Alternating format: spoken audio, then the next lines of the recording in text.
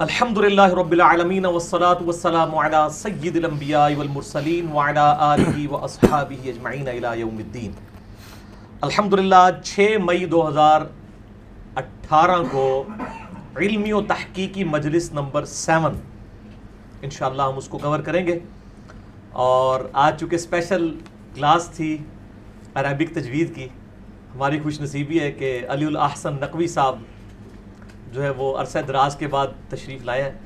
شاہ جی ذرا اپنے مکھڑا بکھا دو، قوم پوچھ رہی ہے کہ جی علی نقوی صاحب کدھر گئے ہیں، منظر عام سے غائب ہیں۔ محبت ہے جی لوگوں کی، عام لوگوں کی محبت ہے۔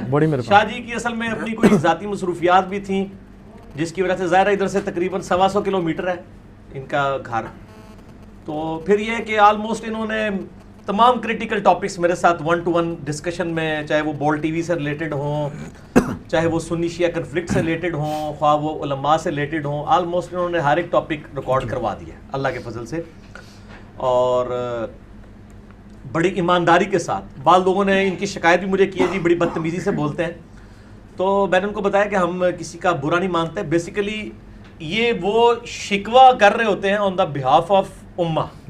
جیسے ڈاکٹر اقبال کی جو شکوہ میں لینگویج تھی، اس پہ علماء نے اعتراض کیا کہ جی بڑی سخت لینگویج ہے، وہ ڈاکٹر اقبال کی لینگویج نہیں تھی، جو لوگ سوچتے تھے کہ یا اللہ ہمارے ساتھ کیا ہوا، ہم تو اتنی اونچی امت تھے، آج ہم پستی میں گر گئے۔ تو ڈاکٹر اقبال نے ان کے وسوسوں کو پہلے شکوہ میں بیان کیا، پھر جواب شکوہ میں اللہ تعالیٰ کی طرف سے انہوں نے جواب دیے الحمدللہ۔ تو علمی و تحقیقی مجلس کے سلسلے میں جو ریٹن میں کوسچنز مختلف لوگوں کی طرف سے آئے تھے واٹس ایپ گروپس کے اندر یا یہاں پہ بھی جن لوگوں نے دیے، آج ہمارا مسئلہ نمبر 200 قرآن کی تجوید کے اوپر ریکارڈ ہوا، اس کے بعد جن لوگوں کے کوسچنز تھے وہ ہم نے ریٹن فارم میں شاہ جی کے حوالے کیے ہیں۔ اللہ کا نام لے کے شاہ جی شروع کریں دروشی پڑھ کے، اور آپ دوبارہ منظر عام پہ آئے ہیں۔ اعوذ باللہ من الشیطان الرجیم، بسم اللہ الرحمن الرحیم۔ اللہم صلی علی محمد وعلی آل محمد کما صلیت علی ابراہیم وعلی آل ابراہیم انک حمید مجید۔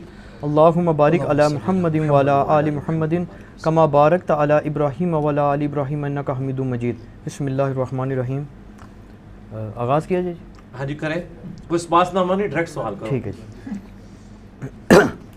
پہلا سوال بڑا کریٹیکل علی بھائی آیا ہوا ہے، کسی بھائی نے بھیجا ہے کہ رفع یدین جو ہے اس پر دونوں طرف بڑے مضبوط دلائل دیے جاتے ہیں، اور یہ ایشو شروع دن سے ڈیبیٹیبل رہا ہے، تو بعض لوگ تو یہاں تک کہتے ہیں کہ اس پر تابعین کے دور سے اختلاف ہے، تو اس سے پہلے استخارہ نہ کر لیا جائے کہ اس کو کیا جائے، بجائے اس کے ہم دلائل میں پڑھیں؟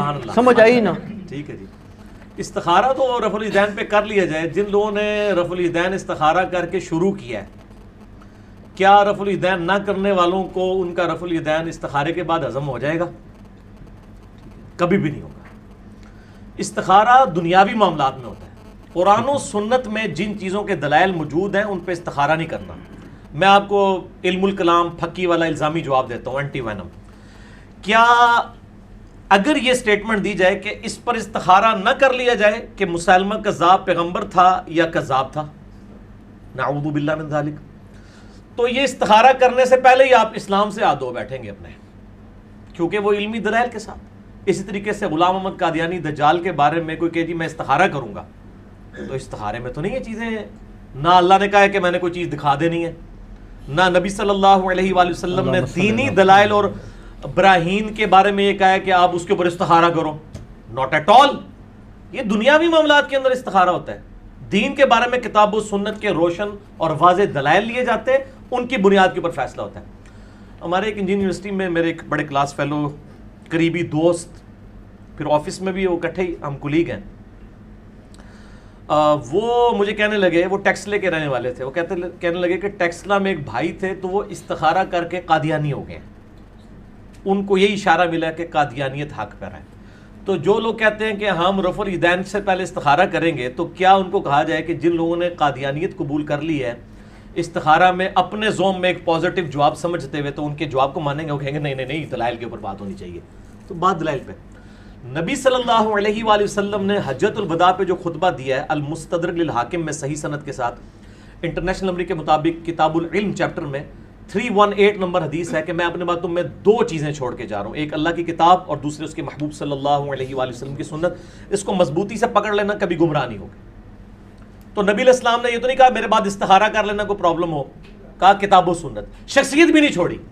اور وہ بالکل لاجیکل ہے. نبی علیہ السلام اگر کسی شخصیت کو چھوڑ کے جاتے تو کچھ عرصے بعد اس کا سٹیٹس بھی نبی علیہ السلام والا ہو جاتا، کیونکہ 2 سال کے بعد سیدنا ابوبکر بھی فوت ہو گئے، 10 سال کے بعد تقریباً 12 سال کے بعد سیدنا عمر بھی شہید ہو گئے، اور 25 سال کے بعد سیدنا عثمان بھی شہید، اور 30 سال کے بعد سیدنا علی بھی شہید، خلافت راشدہ ختم. اور آخری صحابی ابو طفیل عامر بن واثلہ رضی اللہ تعالیٰ عنہ 110 ہجری میں فوت ہوئے نبی علیہ السلام کی وفات کے 100 سال کے بعد. 110 ہجری کے بعد روئے ارض پہ کوئی صحابی موجود نہیں تھا. تو اگر نبی صلی اللہ علیہ وآلہ وسلم اپنے اصحاب کو اپنا اس حوالے سے چھوڑ کے جاتے نائب، تو انہوں نے بھی تو فوت ہونا تھا، ان کا سٹیٹس بھی تو وہی تھا. نبی علیہ السلام نے وہ چیز چھوڑی جو قیامت تک رہنی تھی، یعنی کتاب اللہ اور سنت. آپ نے کہیں نہیں فرمایا کہ آپ نے فلاں شخصیت کو پکڑنا ہے. غدیر خم پہ بھی فرمایا قرآن اور اہل بیت، صحیح مسلم میں اوپر تلے 4 حدیثیں ہیں، انٹرنیشنل نمبر کے مطابق 6225 سے 6228 تک. وہاں پہ بھی کہا قرآن کو پکڑو، اس میں ہدایت ہے، اس میں نور ہے، یہ اللہ کی رسی ہے، جو اس کو پکڑے گا ہدایت پہ ہوگا، جو چھوڑ دے گا گمراہ ہو جائے گا. اور دوسرا کا اہل بیت کے بارے میں تو میں اللہ کا خوف دلاتا ہوں کہ ان کے ساتھ حسن سلوک کرنا. ٹھیک ہے جی. نبی علیہ السلام نے استخاروں کے والے تو نہیں امت کو کیا دین کے معاملات میں. ہاں دنیاوی معاملات میں صحیح بخاری میں حدیث ہے کہ ابن عباس کہتے ہیں کہ نبی علیہ السلام ہمیں دعائے استخارہ اس طرح تعلیم فرماتے تھے جس طرح قرآن کی آیات، کہ ہم اپنے دنیاوی معاملات کے اندر جو ہے اللہ کی طرف رجوع کریں. دینی معاملات میں رجوع کے لیے نہیں، اس کے لیے تو آلریڈی ہمارے پاس روشن دلائل موجود ہیں. ورنہ تو ہر شخص کے لیے الگ الگ جو ہے وہ اللہ تعالیٰ نعوذ باللہ پیغمبر بھیجتا، پوری امت کے لیے ایک پیغمبر اور تعلیمات دے دی. اب استخارے کے ذریعے تو لوگ شاہ جی قادیانی بھی ہوئے ہیں، تو کیا آپ ان کی قادیانیت کو صحیح مان لیں گے؟ آپ کہیں گے نہیں، دلائل کے اوپر بات کریں. رفع الیدین کے بارے میں ان کو کیوں اتنی چڑ ہے؟ رفع الیدین پہ میرا ڈیٹیل لیکچر ہے، مسئلہ نمبر 70B. رفع الیدین سے متعلق فرقہ وارانہ نظریات کا تحقیقی جائزہ. ان کے 8 جھوٹے بہانے جو ترتیب سے ہیں کہ جی وفات تک ثابت کریں، خلفائے راشدین سے ثابت کریں، وہ گھوڑوں کی دموں والی حدیث، وہ بت رکھ کے آتے تھے، یہ ساری چیزیں میں نے 8 پوائنٹس کی شکل میں انٹلیکچوئل ترتیب کے ساتھ ایک ایک پوائنٹ کا جواب دیا. آج ہی اگر کوئی چھوڑ دے تو ہوتی ہے کہ نہیں ہوتی؟ ٹھیک ہے نا جی. نہ کرے تو کیا ہوگا؟ گناہ ہے. یہ ساری چیزیں میں نے جواب دی ہیں.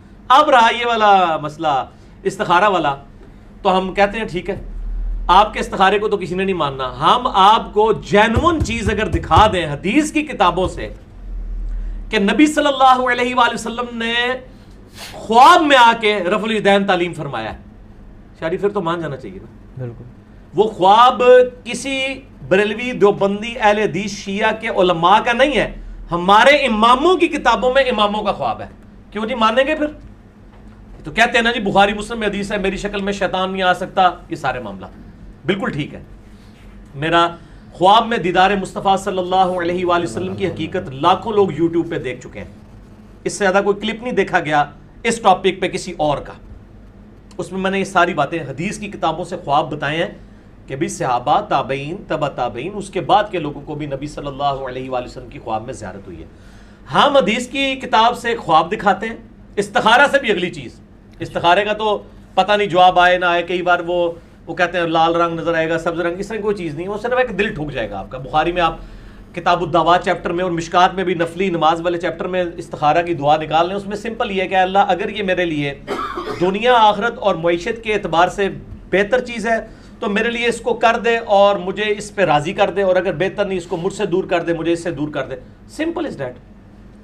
تو اگر ہم حدیث کی کتابوں سے کوئی خواب دکھا دے شاہ جی جو نبی صلی اللہ علیہ وآلہ وسلم نے خود خواب میں آ کے رفع الیدین تعلیم کیا ہو اور کسی ایسے بندے کو کیا ہو جو پہلے رفع الیدین نہیں کرتا تھا، پھر پیچھے گنجائش رہ جائے گی. تو خوابوں والی جتنی سرکاریں ہیں پھر ہم ان کو کہیں گے سرکار آ جاؤ میدان وچ. میرے بھائی حدیث کی اہل سنت کی چند بڑی کتابوں میں سے ایک کتاب ہے سنن دارقطنی. امام علی بن عمر ابو الحسن علی بن عمر الدارقطنی المتوفی 385 ہجری، 4 صدی ہجری کے اندر اہل سنت کے بڑے ائمہ میں سے ہیں. اور حدیث کی فیلڈ میں، اسماء و رجال کی فیلڈ میں جو ناقدین محدثین سمجھے جاتے ہیں نا، جنہوں نے بخاری اور مسلم کے اوپر بھی نقد کیا ہے اور پورا اس کے اوپر یعنی انالیسس کر کے انہوں نے ان کی احادیث کے اوپر حکم لگائے، ان میں سے ایک یہ بھی ہے. ہاں جی جناب شاہ جی اگر وہ آپ کو خواب دکھا دیا جائے حدیث کی کتاب سے تو کسی استخارے کی ضرورت نہیں رہے گی. امام ابو الحسن علی بن عمر الدارقطنی المتوفا 385 ہجری نے کتاب لکھی ہے سنن دارقطنی. 4898 احادیث کا مجموعہ ہے, آلموسٹ 5000. اس میں انہوں نے باقاعدہ نماز کے چیپٹر میں ایک رفع الیدین والا چیپٹر باندھا ہے, جس میں انہوں نے باقاعدہ ایک خواب لکھا ہے نبی صلی اللہ علیہ وآلہ وسلم کے ریفرنس سے. عثمان بھائی ذرا دارقطنی پیچھے دیکھو پئی ہوئے گی, میں دکھائی دیں ایچ ڈی کیمرے میں, کل کو یہ نہ کہیں یار اس نے ایویں خواب بیان کر دیا کہیں لکھا نہیں ہوا. ہمارے پاس سنن دارقطنی پڑی ہوئی ہے, بریلویوں کا ترجمہ شبیر بدرس کا نا, اس میں جو اس کا نمبر مجھے زبانی یاد ہے کیونکہ اکثر لوگ سوال پوچھتے رہتے ہیں. اس کا نمبر ہے شبیر بدرس میں ہے نمبر 1110, ٹھیک ہے جی, اور مکتبۃ الشاملہ میں ہے 1135 انٹرنیشنل نمبر کے مطابق. یہ سنن دارقطنی ہے جی شبیر بدرس کی, سب سے بڑا پاکستان میں بریلویوں کا ادارہ ہے جو کہ احادیث کی کتابیں چھاپ رہا ہے. سنن دارقطنی, امام ابو الحسن علی بن عمر الدارقطنی, انہوں نے 1110 ہی تھی, مجھے آلموسٹ یاد ہے, انشاءاللہ نکل آئے گی نماز والے چیپٹر میں تو مل ہی جائے گی انشاءاللہ. 1110, ہاں جی, لو جی, پہلے تو یہ والے آخری اس کی عربی کور کرنی ہے, پھر اوپر سے دوسرے پیج کی اردو, اس کی عربی آخری والے کی 1110 حدیث کا نمبر ہے. پہلے اس کو کور کریں آپ نیچے, اور پھر اوپر اردو ترجمے والا بھی پورشن اس کا کور کرنا ہے. میں اس کو ایک بار یوں سامنے رکھ دیتا ہوں آپ کے, یعنی آپ کے جو رائٹ والا پیج ہے اس کی آخری عربی, اور جو آپ کے لیفٹ پہ پیج ہے اس کے اوپر والے الفاظ. بلکہ فرحان بھائی اس کا بعد میں آپ امیج لیں نا اور اوریجنل امیج ڈالیں, کیونکہ یہ تو بڑے کام کی چیز ہے انشاءاللہ تعالی. استخارے کی آندہ رفع الیدین پہ کوئی بات ہی نہیں کرے گا, وہ کہیں گے یار رہنے دو, اے نہیں ایسی آتا نہیں. یہ میرے بھائیوں امام دارقطنی خود لکھ رہے ہیں, سند کی ضرورت ہی نہیں ہے. کہہ رہے ہیں, کہتے ہیں کہ میں نے اپنے استاد قاضی ابو جعفر بن اسحاق کو یہ کہتے ہوئے سنا کہ پہلے میرا بھی وہی موقف تھا جو اہل عراق یعنی نجدیوں, کوفیوں اور حنفیوں کا اہل الرائے کا موقف تھا, کیا کہ میں رفع الیدین نہیں کرتا تھا. لیکن پھر میں نے خواب میں نبی اکرم صلی اللہ علیہ وآلہ وسلم کو نماز ادا کرتے ہوئے دیکھا. آپ صلی اللہ علیہ وآلہ وسلم اگر امت کو خواب میں آ کے کوئی بات ارشاد فرما رہے ہیں تو وہی بات ارشاد فرمائیں گے جو فائنل ہے آپ کی. میں نے آپ صلی اللہ علیہ وآلہ وسلم کو نماز پڑھتے ہوئے دیکھا. آپ صلی اللہ علیہ وآلہ وسلم نے نماز کے آغاز میں تکبیر تحریمہ کہتے ہوئے رفع الیدین کیا, پھر رکوع میں جاتے ہوئے رفع الیدین کیا, پھر رکوع سے سر اٹھاتے ہوئے رفع الیدین کیا. وہ کہتے ہیں پہلے میرا موقف دوسرا تھا, اس خواب کے بعد میں نے بھی رفع الیدین شروع کر دیا. ان جڑے استخارہ نے چکر ہی چون اللہ دے بندے ہو, استخارہ تو چھوٹی چیز ہے. حدیث کی کتاب سنن دارقطنی سے میں نے آپ کو بتا دیا, سند کی ضرورت ہی نہیں ہے. امام دارقطنی اپنے استاد سے نقل کر رہا ہے, سند نبی علیہ السلام تک تو پہنچانے کی ضرورت نہیں, خواب دیکھا ہے نا. اور آپ صلی اللہ علیہ وآلہ وسلم کو خواب میں کسی بریلوی دیوبندی اہل حدیث شیعہ نے نہیں دیکھا, بلکہ ایک حدیث کے امام ابو جعفر بن اسحاق جو استاد ہیں امام دارقطنی المتوفا 385 ہجری کے. تو انشاءاللہ آندہ کے بعد کوئی استخارے کی بات نہیں کرے گا, تو اللہ کا نام لے کے شروع کریں. اہل سنت اہل تشیع دونوں کی کتابیں متفق ہیں کہ نبی علیہ السلام نے رکوع میں جاتے وقت, رکوع سے اٹھتے وقت ہمیشہ رفع الیدین کیا ہے. آپ کی رفع الیدین کے بغیر ایک رکعت بھی ثابت نہیں. یہ ہمارا الحمدللہ ایک علمی دعویٰ ہے. مسئلہ 70B آپ دیکھ لیں, رفع الیدین سے متعلق فرقہ وارانہ نظریات کا تحقیقی جائزہ. اور علی بھائی کے جو استاد ہیں یہ سکہ راوی ہیں, سکہ راوی ہیں. وہ کہتے ہیں وہ کہتے ہیں کہ مجھے جب وہ رفع الیدین کی حدیثیں لکھوایا کرتے تھے ساتھ یہ املا کرواتے تھے. یہ الفاظ موجود ہیں کہ میرا استاد مجھے املا کروایا کرتا تھا کہ پتر بھی لکھ نال کہ منو بھی باج ہدایت ملی ہے, جس طرح اسی بھی کہنے ہیں جناب کہ سانو باج پتہ چلا ہے. ٹھیک ہے, تو سمعت القاضی ابا جعفر احمد ابن اسحاق یقول واملہ علینا, وہ کہتے تھے اور ہمیں املا کروایا کرتے تھے کہ لکھو رفع الیدین کی حدیثوں کے ساتھ, کہ میں بھی پہلے نہیں کرتا تھا, میں بھی شروع کیتا ہے. پیچھے کیا رہ گیا؟ ٹھیک ہے جی, یہ تو انشاءاللہ جب یہ کلپ چڑھے گا نا لاکھوں لوگوں تک پہنچے گا. اس کا جواب تو جی الیاس گمن صاحب سے اور عباس رضوی صاحب سے لینا بہت ضروری ہے. ہمیں کسی سے جواب لینے کی ضرورت نہیں ہے. اس کی وجہ یہ ہے کہ یہ سوال تو ہے نہیں ہے, یہ تو دلیل ہے. دلیل کا جواب نہیں ہوتا, واضح دلیل ہے. ٹھیک ہوگا جی, آگے چلیں. اگلا سوال آیا جی کہ کیا یہ شاہ جی کو کلوز کرنا جی، لوگ بڑے سیکے جے شاہ جی ہستے اینج نہیں فرحان صاحب ذرا اٹھ کے. کیا یہ صحیح سند سے ثابت ہے کہ حضرت ابوبکر صدیق رضی اللہ تعالیٰ عنہ نے وصیت فرمائی تھی کہ میری میت کو روضہ رسول صلی اللہ علیہ وسلم کے باہر رکھ دینا، اور اگر اجازت مل جائے تو مجھے رسول پاک صلی اللہ علیہ وسلم کے ساتھ دفن کر دینا، اور پھر اجازت مل گئی تو رسول پاک صلی اللہ علیہ وسلم کے ساتھ تدفین کر دی گئی؟ ہاں وہ یہ کہتے ہیں کہ جی وہ روزہ شریف سے آواز آئی کہ حبیب کو حبیب سے ملا دو. یہ میرے بھائیوں یہ تاریخی روایتیں، حدیث میں کہیں یہ موجود نہیں ہے، یہ بالکل جھوٹ ہے، اور اس کا میں جھوٹ ہونا ثابت کروں گا. مجھے بتائیں کہ سیدنا ابوبکر صدیق رضی اللہ تعالیٰ عنہ کا یہ جو واقعہ کہتے ہیں، اس میں الفاظ موجود ہیں کہ اگر نبی علیہ السلام کے روزہ شریف سے آواز آئی تو مجھے وہیں دفنا دینا، ادروائز مجھے مسلمانوں کے قبرستان میں دفنا دینا. ٹھیک ہے، یعنی سیکنڈ آپشن تو موجود تھا، کوئی ایشو تو نہیں تھا نا. اس سے بڑا ایشو تو ثقیفہ بنی ساعدہ تھا، جہاں پہ خلافت کے مسئلے میں اختلاف ہوا ہے. اس میں تو سیدنا ابوبکر صدیق نے نہیں کہا کہ ہم جاتے ہیں اور نبی علیہ السلام سے قبر مبارک میں جا کے فیصلہ کروا لیتے ہیں کہ آپ کا وصی کون ہے. یہ تو مسئلہ چھوٹا ہے، یہ تو ان کا ذاتی مسئلہ تھا، اور اس کا سلوشن بھی انہوں نے خود دیا کہ آواز آئے تو ٹھیک، نہیں تو مجھے وہاں دفن کر. جہاں کوئی دوسرا سلوشن ہی نہیں ہے، اور آج تک سنی شیعہ تفریق امت کے اندر ہے، اس میں تو کوئی مشورہ نہیں دیا. پھر اما عائشہ رضی اللہ تعالیٰ عنہ اسی مبارک گجرے میں 47 ایئرز تک حیات رہی ہیں، 58 ہجری میں فوت ہوئی ہیں. جنگ جمل کے لیے جب نکلی ہیں، وہ تو ہوپ پہ جب کتے بھونکے تو ان کو خیال آیا کہ مجھے واپس جانا چاہیے. نبی علیہ السلام سے مشورہ کر لیتی قبر مبارک پہ. ان کے تو کہیں دماغ میں وسوسہ بھی نہیں تھا کہ یہ بھی کوئی کمیونیکیشن ہوتی ہے. بالکل جھوٹا واقعہ ہے، اور اس کا جھوٹ ہونا میں ثابت کرتا ہوں صحیح بخاری سے. صحیح بخاری کے اندر سیدنا عمر کی شہادت کے اوپر جو ڈیٹیلڈ حدیث موجود ہے، کوئی 7-8 صفحوں کی. ہمارا ریسرچ پیپر 5B واقعہ کربلا کا حقیقی پس منظر 72 صحیح الاسناد حدیث کی روشنی میں، اس کے سٹارٹ میں نے وہ حدیث ڈالی ہوئی ہے. سیدنا عمر فاروق رضی اللہ تعالیٰ عنہ کا جب زخم لگے اس کے بعد کچھ دن وہ زندہ رہے. بخاری میں پورے منوان اسی طریقے سے الفاظ موجود ہیں.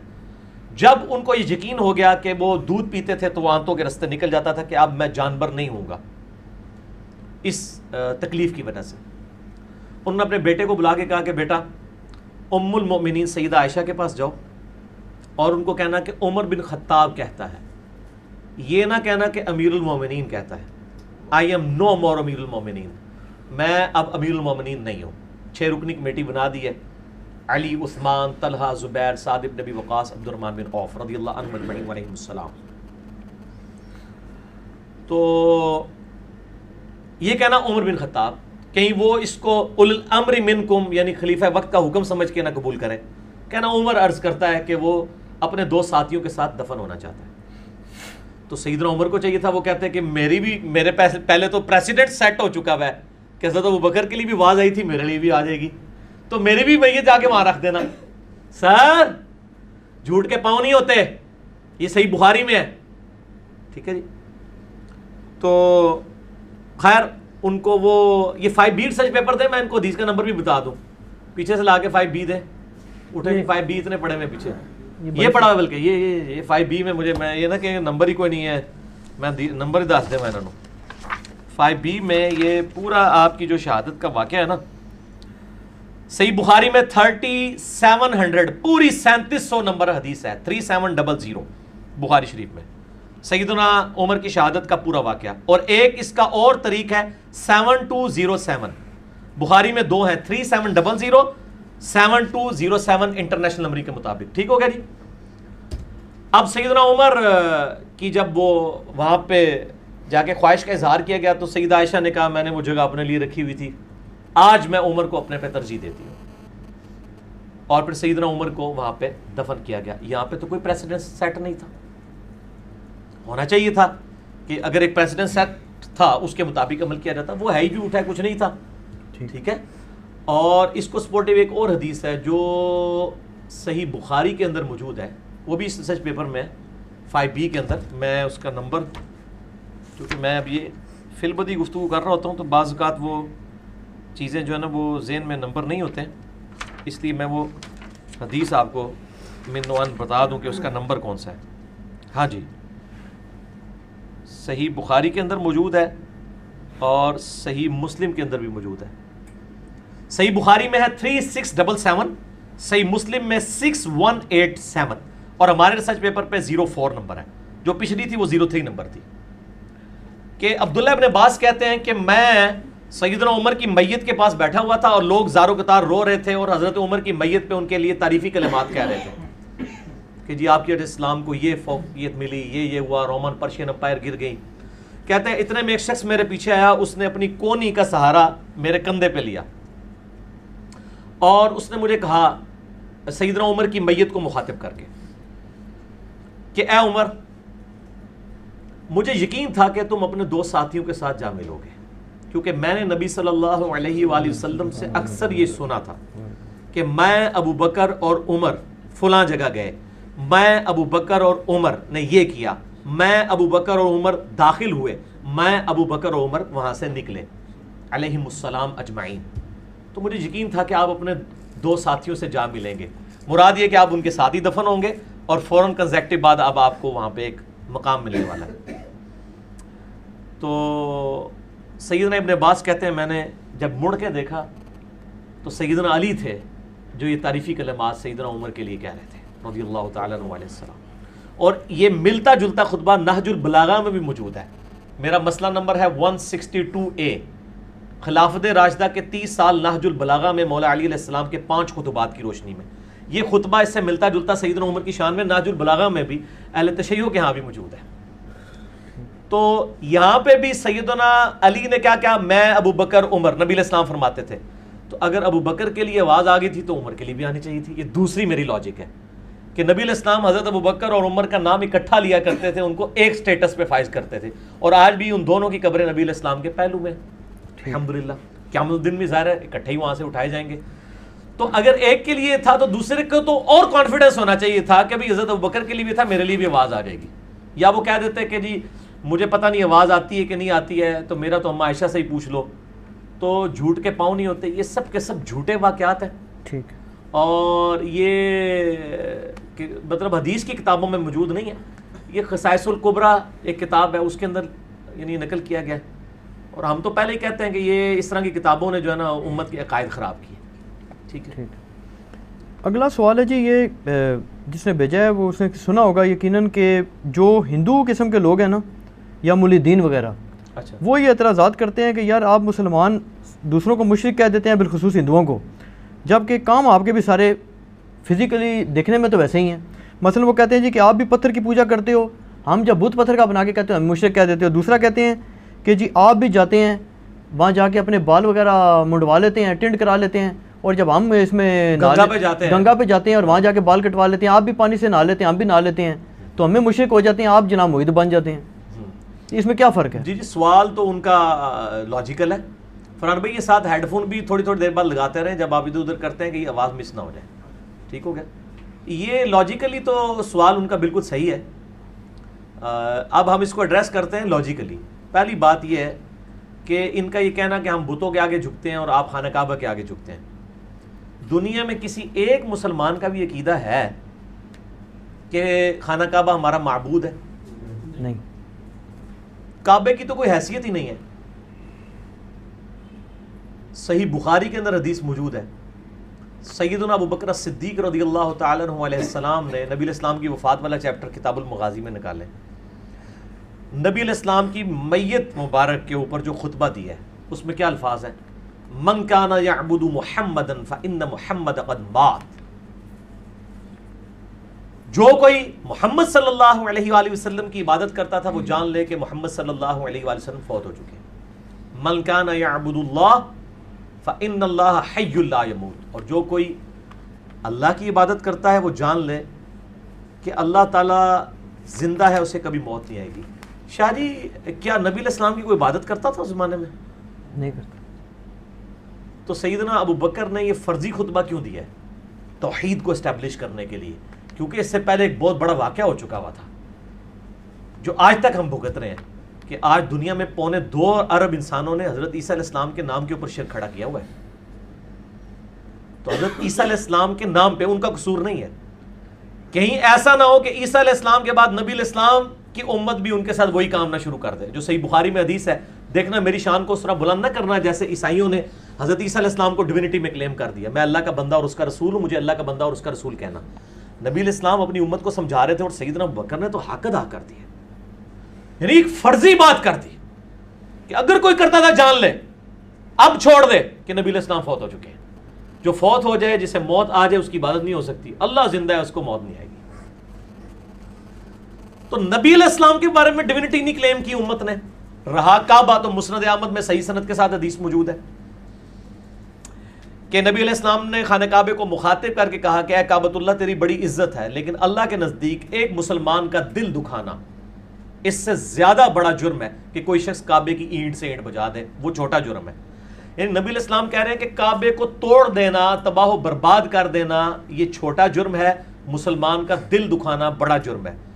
کیا کوئی ہندو یہ سٹیٹمنٹ دے گا کہ ہمارے بتوں کو توڑنا یہ چھوٹا جرم ہے اور ہندو کا دل دکھانا بڑا ہے؟ وہ تو اس کو معبود کے بت مان رہے ہیں. تو اگر مسلمانوں کو یہ تعلیم دی جاتی، پھر ہر سال 2 دفعہ غلاف کعبہ چینج ہوتا ہے. میرا ایک دفعہ محرم میں ہوتا ہے اور ایک دفعہ رمضان شریف میں، اور وہ خانہ کعبے کے اوپر چڑھے ہوئے ہوتے ہیں غلاف کعبہ چینج کرنے والے لوگ. ٹھیک ہے جی. تو کیا ہندو اپنے بتوں کے اوپر چڑھیں گے، ان کو اپنے پاؤں کے نیچے رون دیں گے؟ مسلمان تو روند رہے ہوتے ہیں. یہی پوری دنیا کو میسج دے رہے ہوتے ہیں کہ یہ ہمارا معبود نہیں ہے، یہ بھی پتھر ہے. پھر بخاری و مسلم میں حدیث ہے، سیدنا عمر نے کعبے کی تو چلے، کعبہ تو حجاج ابن یوسف نے بنایا ہوا ہے نا، پتھر تو حجاج ابن یوسف کے ہیں جو آخری تعمیر ہوئی ہے. خانہ کعبے میں صرف ایک پتھر ہے جو متبرک ہے، آسمان سے اتارا گیا یاقوت ہے، جو جامعہ ترمذی میں حدیث ہے، وہ ہے حجر اسود. جی. باقی سارے دنیا کے پتھر ہیں، وہ جنت کا پتھر ہے. اسی لیے چومنا بھی صرف اس کو ہوتا ہے اور کسی پتھر کو چومنا نہیں ہوتا. تو جنتی پتھر جو اس میں نصب ہے حجر اسود، اس کے بارے میں بخاری مسلم میں حدیث ہے. سیدنا عمر طواف کعبہ کے دوران اس کے پاس آئے اور کہا ہے حجر اسود تو ایک پتھر ہی ہے، نہ کسی کو نفع دے سکتا ہے نہ نقصان. کیا ہندو اپنے بتوں کہتے ہیں پتھر ہی ہو، تسی کیا کر سکتے ہو؟ اگر یہ وہ کہنا شروع کر دیں تو ہمارے والی ڈاکٹرائن پہ عمل کریں گے نا. باقی کعبے کے پتھروں کی تو کوئی حیثیت ہی نہیں ہے. حجر اسود کو سیدنا عمر بخاری مسلم دونوں میں کہہ رہے ہیں تو ایک پتھر ہے، نہ نفع دے سکتا ہے نقصان. اگر میں نبی علیہ السلام کو چومتے ہوئے نہ دیکھتا تو نہ چومتا. ایک چیز کلیئر کر دی، یہ نفع نقصان نہیں دے سکتا. چومنا ایک سنت ہے. جیسے قبلہ سمبل آف یونٹی ہے، جسٹ ہم قبلے کو سجدہ نہیں کر رہے ہوتے، قبلے کی طرف سجدہ کر رہے ہوتے ہیں. ٹھیک ہے، تاکہ مسلمانوں کا ایک سمبل آف یونٹی رہے، نہ کہ یہ کہ ہم اس کے آگے اس کو پتھر سمجھ کے تو اس کو سجدہ کر رہے ہوتے ہیں. نعوذ باللہ. ورنہ وہ تو قبلے کے جو اپنے پتھر ہیں وہ تو دنیاوی، اس میں جو سب سے متبرک پتھر ہے اس کا سٹیٹس حضرت عمر نے کلیئر کر دیا. باقی پتھر تو کس شمار میں ہے پھر جب حجر اسود کا ہی ہے. اس میں ایک آگے کمزور روایت ہے المستدرک للحاکم میں کہ سیدنا علی ساتھ تھے تو انہوں نے کہا کہ اے عمر یہ نفع بھی دیتا ہے اور نقصان بھی دیتا ہے، اہل ایمان کی گواہی دے گی. یہ جعلی روایت ہے کیونکہ اس میں ابو ہارون متروک راوی ہے، کذاب راوی ہے، وہ چھوٹا ہوا، یعنی محدثین نے اس کی حدیثیں چھوڑ دی تھی. اور یہ والا پورشن جو ہے صحیح نہیں ہے، پہلا پورشن ہی بخاری مسلم میں ہے، وہی صحیح ہے. ٹھیک ہو گیا جی. تو سیدنا عمر نے تو اپنا موقف بتا دیا. ٹھیک. اب آ جائیں گنگا پہ نہانے کا. گنگا کی سند کوئی کتابوں میں نازل نہیں ہوئی ہے، اور الہامی کتابوں کے اندر زمزم کی سند موجود ہے. زمزم کا ذکر تورات کے اندر بھی موجود ہے، آج بھی آپ اولڈ ٹیسٹمنٹ نکال کے دیکھ لیں، اور ہماری احادیث کے اندر بھی موجود ہے. اور باقی بال منڈوانا، یہ ساری چیزیں چلیں، یہ چھوٹی ثانوی حیثیت ہے. اصل چیز ہے توحید کا مسئلہ، اور وہ یہ ہے کہ ہم خانہ کعبہ کو نہیں پوجتے. کوئی دنیا کا مسلمان خانہ کعبہ کو اپنا معبود نہیں سمجھتا. یہ بیسیکلی پروپیگنڈا 9ویں اور 10ویں صدی عیسوی کے اندر کرسچینٹی نے اسلام کے خلاف کیا تھا کہ یہ ایک بلیک سٹون ہے ریگستان میں جس کے یہ پجاری ہیں. آپ کو پتہ ہے یہ جب تک مسلمانوں کی دعوت گوروں تک صحیح طریقے سے نہیں پہنچی نا کتابوں کی شکل میں، تو انہوں نے اپنی پبلک کی مت اسی طریقے سے ماری ہوئی تھی. جیسے ہم قرآن و سنت سے بات کرتے ہیں نا تو کہتے ہیں یہ تو جناب وابی نے، ہم کہتے ہیں ہم نہ وابی نہ بابی. یہ کلپ میرا دیکھو، نہ میں وابی نہ میں بابی. ٹھیک ہے، جہاں وابی نے انہوں نے پوچھو تو تسی آپ بابی ہو، تسی آپس ہی اپنے معاملات طے کرو. اسی تے کتاب و سنت کے ماننے والے ہیں. تو ایک پراپوگنڈے کے لیے زہریلے الفاظ بولے.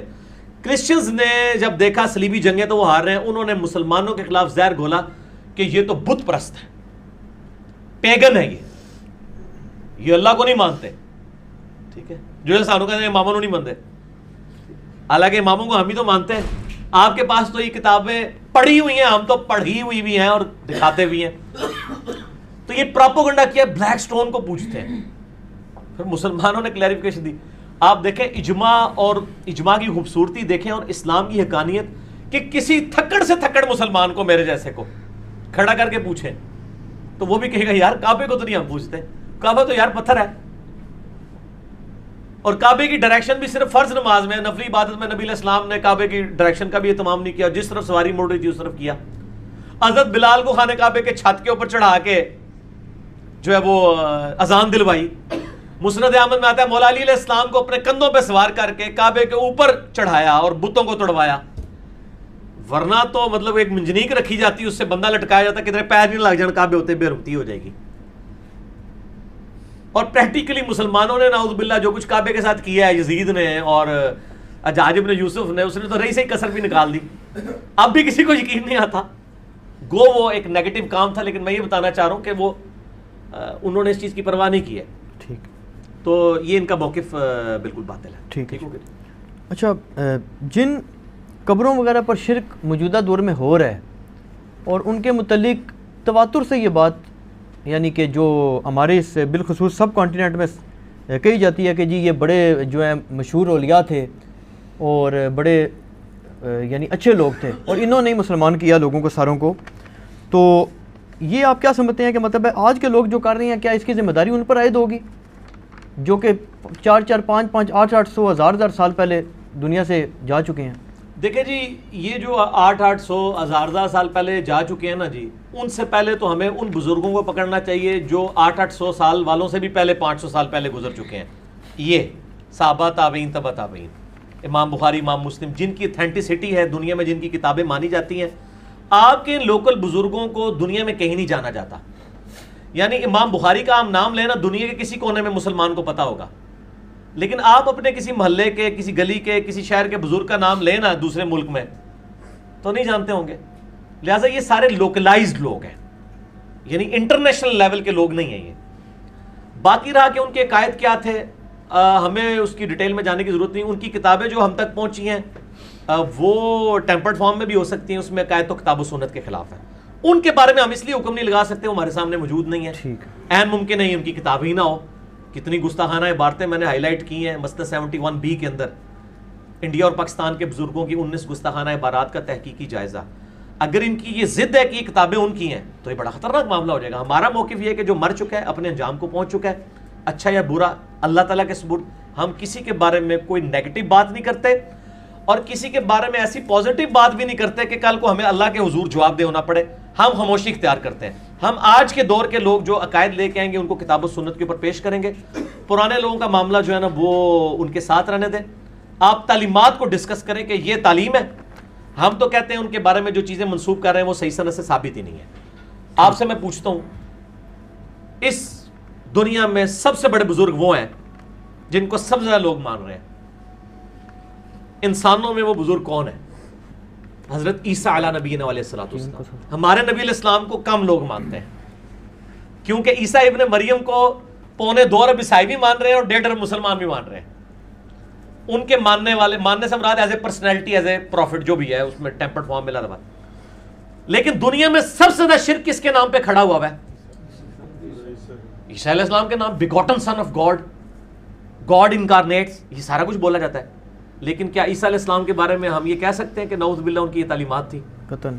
اگرچہ ان کی طرف منسوب تعلیمات شرکیاں ہیں لیکن قرآن ان کے دفاع پہ کھڑا ہوا ہے.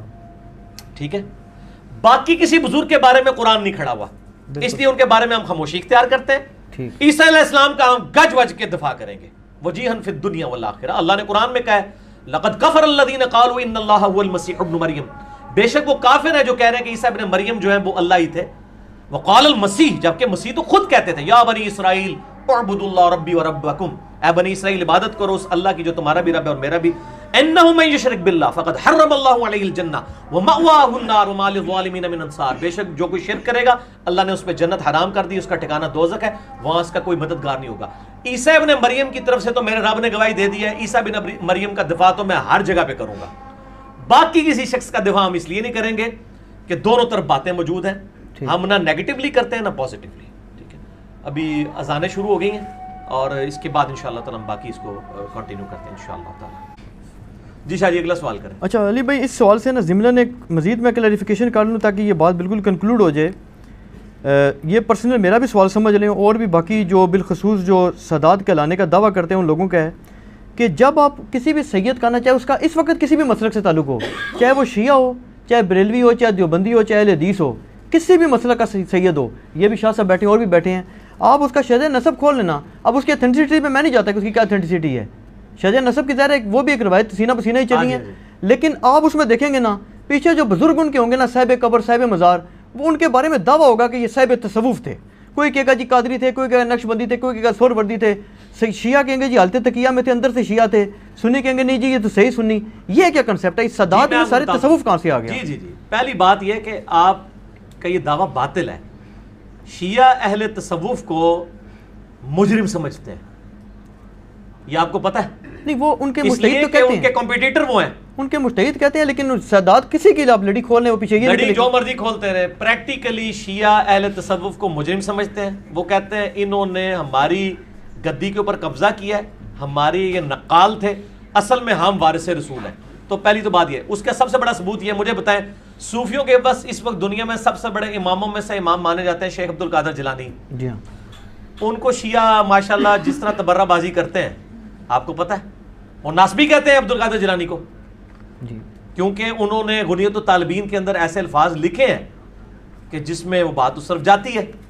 ٹھیک ہے نا، انہوں نے بہت غلو کیا ہے. ٹھیک ہے نا، اور بھی کئی چیزیں اس میں، مطلب صحیح چیزیں بھی غلط بھی، ہم تو ہر شخص سے اختلاف رائے رکھتے ہیں. تو صوفیوں کے سب سے بڑے امام کو تو شیعہ سرے سے نہیں مانتے عبد القادر جیلانی کو رحمہ اللہ تعالی. تو باقیوں کو تو آپ چھوڑ دیں. تو باقی یہ شجرے وغیرہ چھوڑ دیں. میرے ساتھ ایک کلاس فیلو تھا، وہ قادیانی تھا، وہ یعنی اس کے نام میں بھی سید آتا تھا، ہے وہ سید تھا. تو اس کا جواب میں وہی دوں گا جو یہ آوازیں کہاں سے آ رہی ہیں مجھے پیچھے سے، بند کریں جی آوازیں. ہاں جی، کہ حضرت نوح علیہ السلام کا بیٹا، اللہ تعالیٰ فرمایا یہ تیرا بیٹا ہی نہیں ہے کیونکہ تیری تعلیمات کے اوپر نہیں ہے. تو آپ پیچھے نہ جائیں. یہ کہتے ہیں پیچھے جاؤ، میں کہنا بہت پیچھے جایا کرو. تسی بشکار اڑ دے ہو، تسی پیچھے جاندے ہو 800-900 سال. ہم کہتے ہیں پورے 1400 سال پیچھے جاؤ، مولا علی حسن حسین تک جاؤ اور دکھاؤ حدیث کی کتابوں سے کہ مولا علی کس قبر سے مانگتے تھے اور مولا حسین کس صوفی سلسلے کے تھے. دکھائیں. یہ پیچھے نہیں جاتے ہیں، یہ درمیان میں لٹکے ہوئے ہیں. پیچھے ہم جاتے ہیں. پیچھے سے مراد کیا 800-900 سال پیچھے ہے. پیچھے سے جہاں سے بات سٹارٹ ہوئی ہے. ہم تو کہتے ہیں 300 سال کے بعد پولوشن آ گئی ہے. بخاری مسلم حدیث ہے سب سے بہتر زمانہ میرا، پھر صحابہ کا، پھر تابعین کا، پھر تبع تابعین کا، اس کے بعد جھوٹے لوگ پیدا ہوں گے. یہی تو ہمارا مقدمہ ہے. ہمارا یہ پورا چیخو پکار کا مقدمہ ہی اس کے اوپر ہے کہ جو 1000 سال پیچھے، آپ 1100 سال پیچھے جاتے ہیں، وہیں تو خرابی شروع ہوئی ہے. ہم کہتے ہیں تھوڑا جاؤ اور پیچھے جاؤ، وشکار نہ اڑو، پورا پیچھے جاؤ، ادھا پیچھے نہ جاؤ. مزہ آیا جی نا؟ پورا پیچھے، اسی پیچھے جانے ہیں، تسی ادھے پیچھے جانے ہو، پورا پیچھے ٹر جانے ہیں. جی تو کام سٹارٹ ہویا سی. ٹھیک ہو گیا. ٹھیک ہے. اچھا ایک سوال ہے جی کہ غیر مسلم ممالک میں جو مسلمان فوت ہو جائیں انہیں کیا کافروں کے قبرستانوں میں دفنایا جا سکتا ہے یا لازمی ان کو اپنے ممالک میں واپس بھیجا جائے گا؟ میرا خیال ہے واپس ان ممالک میں لانے میں بڑا تردد ہے. ایک 1.5-2 ہفتے تک لاش کی بے رغبتی ہوتی ہے اور فریزرز میں بھی رکھتے ہیں. بعض اوقات بیچ میں سے وہ چیزیں بھی ریموو کرتے ہیں. اور یہاں پہ لوگ کہہ رہے ہوتے ہیں اپنی سرزمین تک پہنچ جائے. او میرے بھائی، وہ چاہے شیر کے پیٹ میں جائے، سمندر کے اندر جائے، ہوا میں راکھ بکھر جائے، ایئر کریش میں، اگر وہ نیک تھا تو جنت اس کو مل جانی ہے مرتے ہی، اور اگر وہ بد تھا تو دوزخ اس کو مل جانی ہے. آپ کے پاکستان دفنانے سے کوئی جنت دوزخ کا فیصلہ نہیں ہونا. ہاں جی، تو میں بتا رہا تھا کہ وہ مطلب جنازہ لانے میں یہاں پہ تردد ہوتا ہے. فریزرز کے اندر وہ رکھتے ہیں، بس اوقات بیچ میں سب کچھ نکال دیتے ہیں. 2 ہفتے یہاں پہ بھی لوگ جنازے کے انتظار میں ٹنگے رہتے ہیں. بعض اوقات پھر لاشوں سے بھی بدبو آ رہی ہوتی ہے. بڑے عجیب معاملات ہوتے ہیں. جی ہاں بالکل. ٹھیک ہے نا، ہم نے تو خود ایکسپیرینس کیا. بالکل اللہ تعالیٰ. تو بہتر یہی ہے کہ وہ وہیں پہ ہی آپ بے شک کافروں کے قبرستان میں ہی دفنا دیں، کوئی حرج نہیں ہے. اس طرح کی کوئی ممانعت نہیں آئی ہے. ایون اس وقت جو بقیہ غرقت قبرستان ہے، عبداللہ ابن ابی کی قبر بھی وہیں پر ہے. پہلے تو مشترکہ قبرستان ہوا کرتے تھے، کیونکہ قبر کا اس سے تعلق نہیں کہ مسلمانوں کا قبرستان ہے یا غیر مسلموں کا قبرستان ہے. قبر جو ہے وہ تو میں آپ کو اب اگلا سوال کہتا ہوں کہ یہاں پہ مسلمانوں کا قبرستان کی طرح سے. جی پہلا تو میرا سوال یہ ہے، میں آپ کو بتاتا ہوں صحیح مسلم میں حدیث ہے انٹرنیشنل نمبر کے مطابق 246 کہ نبی علیہ السلام نے فرمایا کہ بندے کے کفر اور اسلام کے درمیان فرق نماز ہے. نماز نہ پڑھنے والا عملاً کیا ہے؟ کافر. تو مسلمانوں کا قبرستان کتنے جے کڈو لے آؤ. آپ جو قبرستان بھی لے کے آئیں گے نا، اس میں اگر 1000 مردہ ہوگا نا تو 900 سے زیادہ بے نمازی دفن ہوگا. بالکل ایسے ہی ہے. تو ان کو کہیں دفنانا ہی ہے, اگر صرف شناختی کارڈ والے مسلمانوں نے قبرستان دفنانا ہے پھر ضرور بھیج دو. ٹھیک ہے, اس طرح قبرستان تو آپ کو کہیں بھی نہیں ملے گا. یہ پھکی والا جواب ہے, علم الکلام والا. ٹھیک ہے جی. جہاں پہ ہے وہیں پہ دفنائیں, اصل چیز ہے دفنانا. باقی وہ بعض کہتے ہیں نہیں جی کافروں کی قبروں میں تو چونکہ عذاب ہو رہا ہوتا ہے تو وہاں ہمارا مردہ نہ دفن ہو جائے. تو تانوں کنے کہا کہ مسلمانوں کی قبریں عذاب نہیں ہو رہا؟ کیا اے سنت مطابق نماز زندگی گزار کے مرے ہوئے نے کہ اتنے جناب سارے دے اندر نور بلیا ہوا ہے؟ ٹھیک ہے نا, یہ تو اللہ کو پتا ہے کہ عذاب ہو رہا ہے کہ نہیں ہو رہا. بالکل صحیح. جدھر ہے وہیں پہ دفنا دیں, کوئی ضرورت نہیں یہاں بھیجنے کی. اور ایون اگر کسی نے وصیت بھی کی ہو مجھے فلاں جگہ دفنانا ہے, کوئی ضرورت نہیں وصیت پہ عمل کرنے کا جس میں اتنا تردد انوالو ہو اور لاش کی اتنی بے حرمتی ہوتی ہو. جدھر جدھر ہے وہاں پہ آپ دفنا دیں.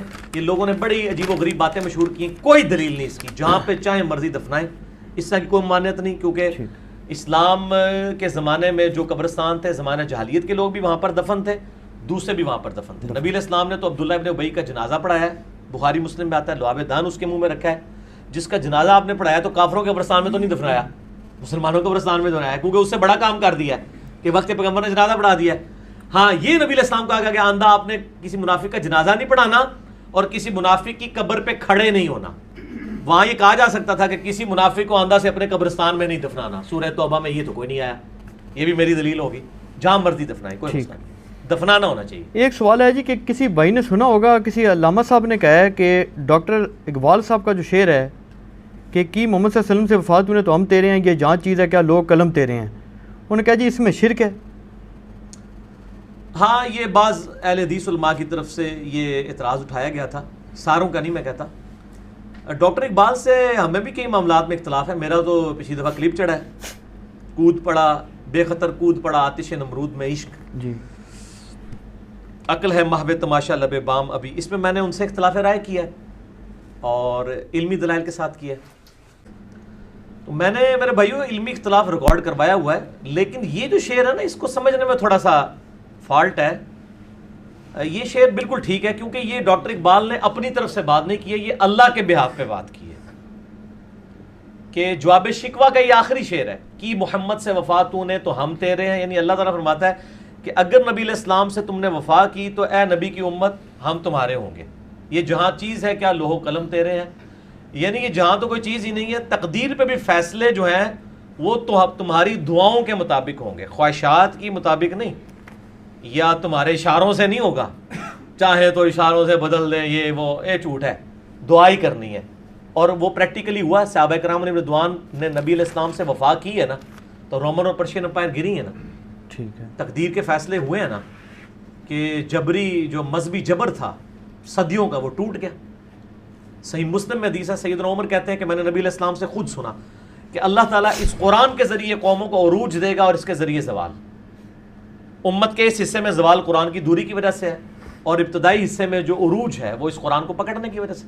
تو اس سے مراد یہ ہے, یعنی یہ نہیں ہے کہ وہ تقدیر وہ لکھنا شروع کر دے گا بندہ, نعوذ باللہ. اگر یہ کسی کا عقیدہ ہے تو وہ کفری عقیدہ ہے.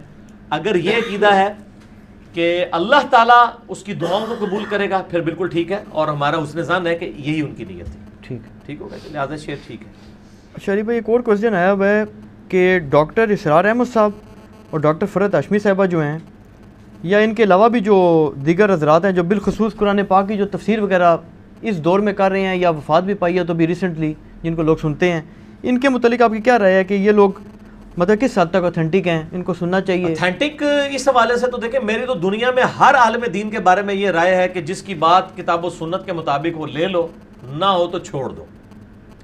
کلین چٹ تو ہم کسی بھی شخص کو روح ارض پہ نہیں دیتے. وہ امام مالک کا قول ہے نا کہ نبی علیہ السلام کی قبر مبارک کی طرف اشارہ کر کے کہتے تھے اس صاحب قبر کے علاوہ کوئی دنیا میں ایسا شخص نہیں کہ جس سے اختلاف نہ ہو سکے, ٹھیک ہے, سوائے آپ صلی اللہ علیہ وآلہ وسلم کے. اور ان کی ہر بات مقبول ہے, کوئی بات مردود نہیں ہے. آپ کے علاوہ کوئی ایسا شخص نہیں جس کی کچھ نہ کچھ باتیں مردود نہ ہو. باقی ڈاکٹر اسرار صاحب کو میں اپنا مرشد مانتا ہوں. ان کے دفاع پہ اگر کوئی علمی کلپس ہیں تو وہ صرف میرے ہیں, اہل حدیث کے خلاف بھی اور اہل تشیع کے خلاف بھی. جو انہوں نے اعتراضات کیے تھے میں نے جوابات دیے. ڈاکٹر فرحت ہاشمی کو تو میں ون مین آرمی کہتا ہوں. اکیلی عورت نے اتنا بڑا کام کیا ہے عورتوں کے اندر. بال اس میں میرا موقف یہ ہے کہ ان کے لیکچر صرف عورتوں کو سننے چاہیے, کیونکہ وہ جس طریقے سے گفتگو کرتی ہیں اس طریقے سے نبی علیہ السلام کی بیویوں کو بھی مردوں سے گفتگو کرنے سے منع کیا گیا ہے. تو یقیناً وہ مردوں کے لیے کر بھی نہیں رہی ہوتی ہیں, وہ عورتوں کے لیے کر رہی ہوتی ہیں. تو عورتیں ان کے لیکچر سنیں, اور ان کی مسجد میں کافی عرصہ میں مطلب جمعہ بھی پڑھتا رہا ہوں. ان کے جو ہسبینڈ ہیں ڈاکٹر زبیر ادریس, ان سے میری ملاقات بھی ہے, جینٹل مین ہیں, ہم تو ان کی دل سے قدر کرتے ہیں. میں تو کہتا ہوں مولانا مودودی رحمہ اللہ کے میرا ایک تو کلپ چڑھا ہوا ہے مولانا مودودی کی 2 کرامات, ڈاکٹر اسرار اور ڈاکٹر فرحت ہاشمی. ڈاکٹر اسرار ان کی شاگرد, اور ڈاکٹر فرحت ہاشمی کے جو والد تھے وہ مولانا مودودی رحمہ اللہ تعالیٰ کی جماعت کے امیر تھے سرگودے کے, جماعت اسلامی کے. انہوں نے اپنی بچی کی تربیت کی, دیکھیں نا. اور ڈاکٹر فرحت ہاشمی کا جو فائنل تھیسس ہے پی ایچ ڈی کا حدیث کی فیلڈ میں, وہ ناصر البانی کے پاس ہے. ناصر البانی رحمہ اللہ تعالیٰ نے ان کو فائنل تھیسس کرایا ہوا ہے. ٹھیک ہے, اور یہ تو 90s میں ہی ایچ او ڈی بن چکی ہوئی تھی اسلامی یونیورسٹی کی, اسلامیات کی ڈپارٹمنٹ کی 90s میں. لیکن انہوں نے کہا ادھر فائدہ نہیں ہے, پھر انہوں نے لہٰذا اپنا سیٹ اپ بنا کے پوری دنیا تک قرآن کی آواز پہنچائیے. اور میں تو دل سے ان کی قدر کرتا ہوں. اور ان کے علاوہ کن کو سمجھتے ہیں آپ جو کوئی تفسیر وغیرہ اچھی بیان کر رہے ہیں اس دور میں؟ میرا خیال ہے یہ 2 بہتر ہیں, اور عربی لنگوسٹک کے پوائنٹ آف ویو سے آپ ڈاکٹر فرحت ہاشمی کو سن لیں. اچھا, اور قرآن کی جو انقلابی دعوت ہے وہ صرف ڈاکٹر اسرار صاحب نے پریزنٹ کی ہے. اور کتابی شکل میں مولانا مودودی کی تفہیم القرآن, اور غامدی صاحب کے جو استاد ہیں امین احسن اصلاحی صاحب, ان کی تدبر القرآن جو ڈاکٹر اسرار صاحب کے بھی استاد ہیں. تو ڈاکٹر اسرار صاحب کی بیان القرآن جو ہے نا جی, وہ ڈاکٹر فرحت ہاشمی کی جو تفسیر ہے اس سے بہت بہتر ہے, کیونکہ قرآن کی انقلابی دعوت آپ کو نظر آتی ہے. ڈاکٹر فرحت ہاشمی نے تو لنگوسٹک کے اوپر زیادہ زور دے کے تو وہ سمجھانے کی کوشش کی ہے, لیکن قرآن کی جو انقلابی دعوت ہے وہ جس طرح ڈاکٹر اسرار نے پریزنٹ کی ہے وہ کسی نے بھی نہیں کی. میں تو ان دونوں کو مولانا مودودی رحمہ اللہ تعالیٰ کی زندہ کرامتیں سمجھتا ہوں. میرا یوٹیوب پہ کلپ ہزاروں لوگ دیکھ چکے ہیں, ڈاکٹر اسرار اور ڈاکٹر فرحت ہاشمی مولانا مودودی کی 2 کرامات. تو میں ان کو یہ زندہ کرامات مانتا ہوں. ٹھیک ہے. اچھا, اگلا سوال ہے جی کہ حضرت امیر معاویہ رضی اللہ عنہ جو ہیں یہ کاتب وحی تھے, اور یہ ثابت ہے چیز, تو اس پہ آپ نے جو موقف دیا ہے اس پہ کوئی اعتراض کیا ہے کسی بھائی نے؟ کوئی وضاحت نہیں ہوئی کہ کیا مطلب پوچھنا چاہ رہے ہیں. لیکن میرا موقف تو واضح ہے. ہم یہ کہتے ہیں کہ وہ کاتب وحی تھے, لیکن کچھ اور بھی تھا ساتھ. وہ کیا تھا؟ وہ یوٹیوب پہ آپ جا کے میرا کلپ لکھیں, رپلائی ٹو ڈاکٹر اسرار رحمہ اللہ تعالیٰ آن کیا حضرت معاویہ رضی اللہ تعالیٰ عنہ کاتب وحی تھے. میرا تو کلپ سالوں پہلے چڑھ چکا ہے, کاتب وحی تھے, لیکن صرف یہ نہیں تھا, کچھ اور بھی اس کے ساتھ اٹیچ تھا کہ وہ کاتب وحی کس طرح بھرتی ہوئے اور پھر کیا معاملات ہوئے. وہ آپ میرا کلپ لاکھوں لوگ دیکھ چکے ہیں, وہ آپ دیکھیں. تو کاتب وحی سے تو کسی کا بھی انکار نہیں ہے. یہ مطلب جب ہم رفع الیدین کے اوپر بات کرتے ہیں تو ہمیں حنفی بھائی جو ہے نا وہ عبداللہ ابن مسعود کے فضائل سنانا شروع کر دیتے ہیں. بھئی عبداللہ ابن مسعود کے فضائل سے کسے انکار ہے؟ ہم کہہ رہے ہیں کہ رفع الیدین عبداللہ ابن مسعود سے ترک رفع الیدین ثابت نہیں, وہ روایت کمزور ہے. تو اس طریقے سے کاتب وحی سے تو ہمیں انکار ہی نہیں ہے. ہمارا ایشو کچھ اور ہے جو ہماری ویڈیو میں ریکارڈڈ ہے, اور میرا ریسرچ پیپر واقعہ کربلا کا حقیقی پس منظر 72 صحیح الاسناد حدیث کی روشنی میں, جس میں 200 روایتیں اکثر بخاری اور مسلم سے, اس میں ہمارا موقف کاتب وحی کا میں نے ریٹن میں دیا ہوا ہے کہ کاتب وحی تھے, لیکن اور بھی بہت کچھ تھا ساتھ. ٹھیک ہوگا جی. اچھا بھائی, اب تو یہ تھوڑے سے سمپلیفائڈ قسم کے کوسچن آ گئے ہیں جن پہ شاید اتنی تفصیل بھی نہ چاہیے ہو میرے خیال میں. ایک تو پہلا ہے جی کہ بلکہ اس میں ایک کوسچن تو ایسے جو کل ہی مجھے بھی کسی نے فون کیا تھا, موبائل سم پر جو لون لیا جاتا ہے اس میں جو پیسے وغیرہ لیے جاتے ہیں, ٹیکس بھی کاٹا جاتا ہے, کچھ کٹوتی وغیرہ اور بھی ہوتی ہے, کیا یہ سود ہے یا نہیں؟ یہ بڑا مشکل سوال ہے جی. اگر تو یہ سروسز کے اگینسٹ وہ پیسے لے رہے ہیں نا آپ سے ایکسٹرا, تو پھر تو سود کوئی نہیں ہے. اچھا جی. اور اگر آپ کو یہ وہ پینلٹی ڈال رہے ہیں ادھار لینے کی, پھر سود ہے. اب یہ کمپنی خود فیصلہ کرے گی. ٹھیک ہے. جس طرح کہ اے ٹی ایم کارڈ کے بھی ہم چارجز دیتے ہیں, ٹھیک ہے نا, تو یہ فیصلہ اس نیت کے اوپر ہوگا کہ جس نیت کے اوپر انہوں نے معاملات کو لانچ کیا ہوا ہے. باقی ہم آپ کو یہ مشورہ دیں گے جو مولا حسن علیہ السلام نے کہا, جامعہ ترمذی میں حدیث ہے کہ میں نے نبی علیہ السلام سے یہ بات سنی تھی کہ حسن جو چیز تجھے شک میں ڈال دے اس سے پیچھے ہٹ جا. تو اتنی کون سی تکلیف ہے کہ آپ ادھار منگوا لیں. وہ کہتے ہیں بہت کیٹاسٹرافک کنڈیشن ہو جاتی ہے, تو اس میں تو بھائی خنزیر کھانا بھی جواز کی حد تک ایز اے لاسٹ ریزارٹ جائز ہو جاتا ہے, حلال نہیں جائز, کہ اس کے اوپر گرفت نہ ہو. تو وہ پھر اگر کوئی ایسی زندگی موت کی کشمکش بن گئی ہے کہ آپ کو کسی نے گھیر لیا اور آپ نے ادھار منگوا کے ہی بات کرنی ہے, تو پھر تو ٹھیک ہے. نہیں, وہ جو گھیرے گا کوئی ضرورت نہیں ہے, ابھی خام کم جو گھیرے گا وہ پھر ادھار بھی نہیں منگانے دے گا. ہاں, ادھار بھی لینے دے گا, صحیح گل ہے. اچھا, اس کے بعد اگلا سوال آ گیا جی انشورنس کا. یہ بڑا کرٹیکل کوسچن ہے کیونکہ اس میں بعض لوگ پھر یہ اعتراض کرتے ہیں, یعنی اسلام پر بھی بعض اوقات اعتراض تک پہنچ جاتے ہیں لوگ کہ یار یہ ایک شخص کی مر جاتا ہے, اس کے پیچھے بیوی بچے تباہ برباد ہو جائیں, تو اس میں آخر کیا اسلام کو اعتراض ہے انشورنس میں؟ اور اس میں بھی اب ایک اسلامک انشورنس بھی آ گئی ہے، تکافل جسے کہتے ہیں. تو کیا اس کو مطلب ہے اسلام کو اس پہ اعتراض ہے یا نہیں؟ نہیں، اسلام کو انشورنس پہ تو کوئی اختلاف نہیں ہے. میں نے تو بار بار یہ چیز ڈسکس کی ہے کہ ہمیں اختلاف ہے انشورنس کمپنیوں کا جو کاروبار کا طریقہ ہے وہ سودی ہے.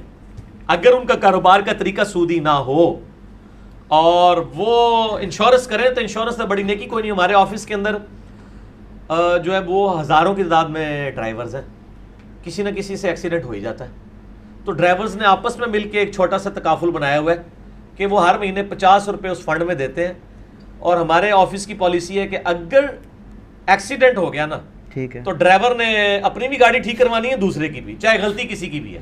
اور یہ صحیح ہے کیونکہ میں نے دیکھا ہے سرکاری ڈرائیور عموماً بدماش ہوتے ہیں، بڑی بسوں میں بیٹھے ان کو پرواہ نہیں ہوتی اسی سرکاری ہیں عموماً، بالکل ایسے. باقی بیچارے سہم کے چل رہے ہوتے ہیں.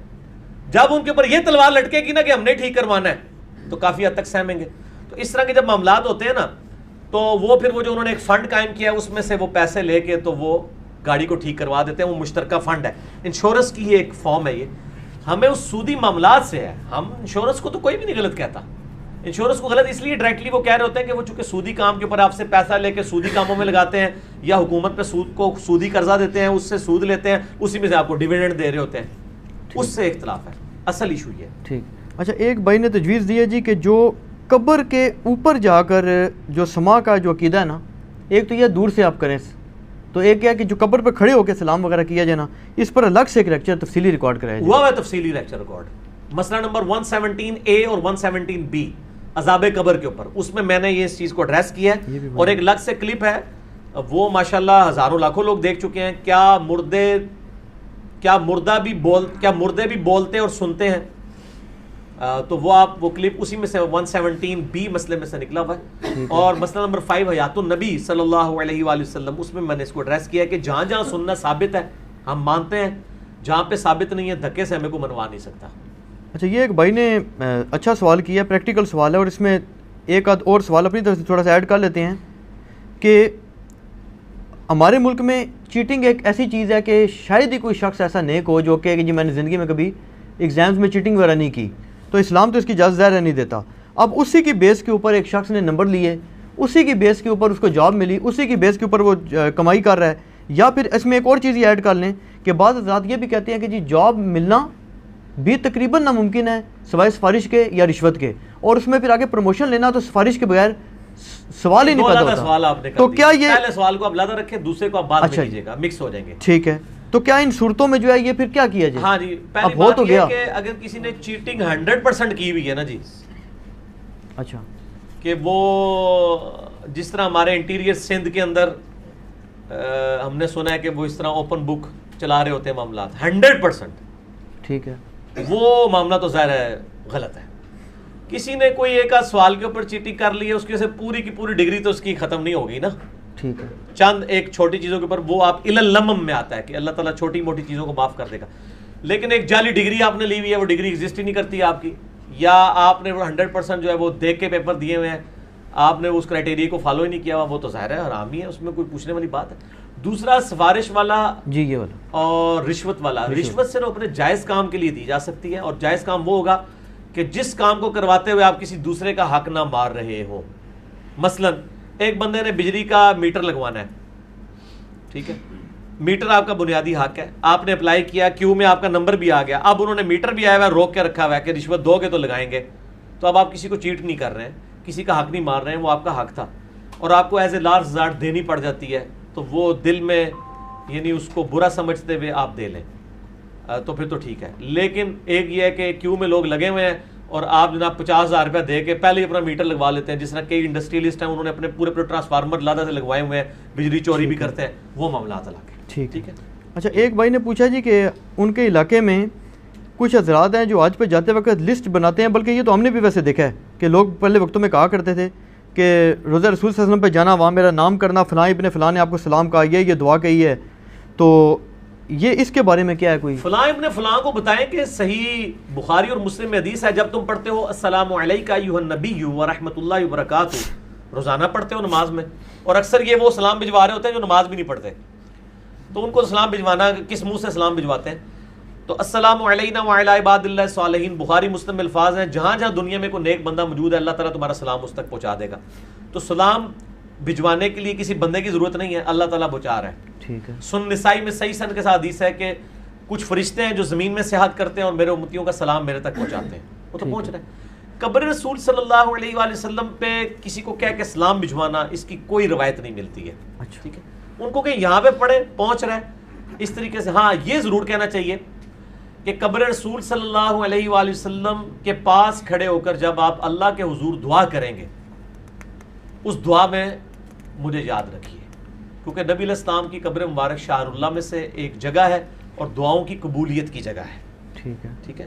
تو میں تو لوگوں کو یہی کہتا ہوں کہ خانہ کعبہ شریف میں جاؤ تو میرے لیے دعا کرنا، روزہ شریف پہ حاضری ہو تو وہاں پہ کھڑے ہو کے جب دعا کرنے لگو اللہ سے، نبی علیہ السلام سے تو دعا نہیں کرنی ظاہر ہے، تو اس دعا میں مجھے بھی یاد رکھنا. ٹھیک.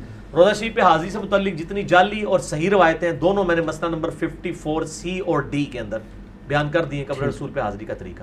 چلیے بھائی ایک سوال آیا جی کہ صبح اور شام کے جو اذکار ہیں ان کی کوئی اسپیسیفک ٹائمنگ بتا دیں کہ بڑی کنفیوژن ہوتی ہے کہ شام سے کیا مراد ہے اور صبح سے کیا مراد ہے. یہ بڑا آسان ہے. صبح جو ہے وہ طلوع فجر کے بعد صبح ہو جاتی ہے جی. اچھا جی. ٹھیک ہے جی. طلوع فجر، طلوع آفتاب نہیں، فجر کا وقت داخل ہوتے وقت، ختم سحری، اس وقت سب سے بہترین وقت ہے صبح کے اذکار کا. اور شام کے اذکار غروب آفتاب سے 15-20 منٹ پہلے، کیونکہ غروب آفتاب کے بعد تو رات شروع ہو جائے گی نا. اس میں تو الفاظ ہیں امسینا علی فطرت الاسلام وعلی کلمت الاخلاص وعلی دین نبینا محمد صلی اللہ علیہ وآلہ وسلم. ہم نے جو ہے وہ شام کی اسلام کی فطرت کے اوپر، رات نہیں، غروب آفتاب کے بعد تو رات آ جائے گی. تو سب سے بہتر وقت جو ہے وہ ہے، ورنہ مغرب کے بعد آپ کر سکتے ہیں. میرے اس کے اوپر ڈیٹیل لیکچر ہے، مسئلہ نمبر 111 بھی جو ہے وہ فرض نماز کے بعد اذکار والا ہے اور 111C صبح شام کے اذکار والا ہے، وہ آپ دیکھ لیں. ٹھیک. ایک سوال ہے جی کہ اس میں، بلکہ یہ تو چاولوں کا سوال ہے لیکن اس میں آپ دیگر چیزیں بھی ایڈ کر لیں، جیسے آج کل اور چیزیں بھی آ گئی ہیں. کیا چاول ہاتھوں سے کھانا سنت ہے؟ اور لوگ سمجھتے ہیں جی چمچ سے کھانا جو ہے یہ گناہ یا بری بات ہے. اور نہیں، اس طرح کی کوئی تفصیلات، یہ ساری چیزیں کلچرل ہیں. اچھا. ٹھیک ہے نا جی. ان کو ان چیزوں کے اوپر نہیں لے کے جانا چاہیے. جو بندہ چمچ کے ساتھ کھا رہا ہوتا ہے وہ بھی ہاتھ سے ہی کھا رہا ہوتا ہے. ٹھیک ہے. کیونکہ ہاتھ سے ہی چمچ پکڑی ہوئی ہوتی ہے نا. تو اس میں کوئی ٹول استعمال کر لیا جائے، اس میں کوئی حرج نہیں ہے.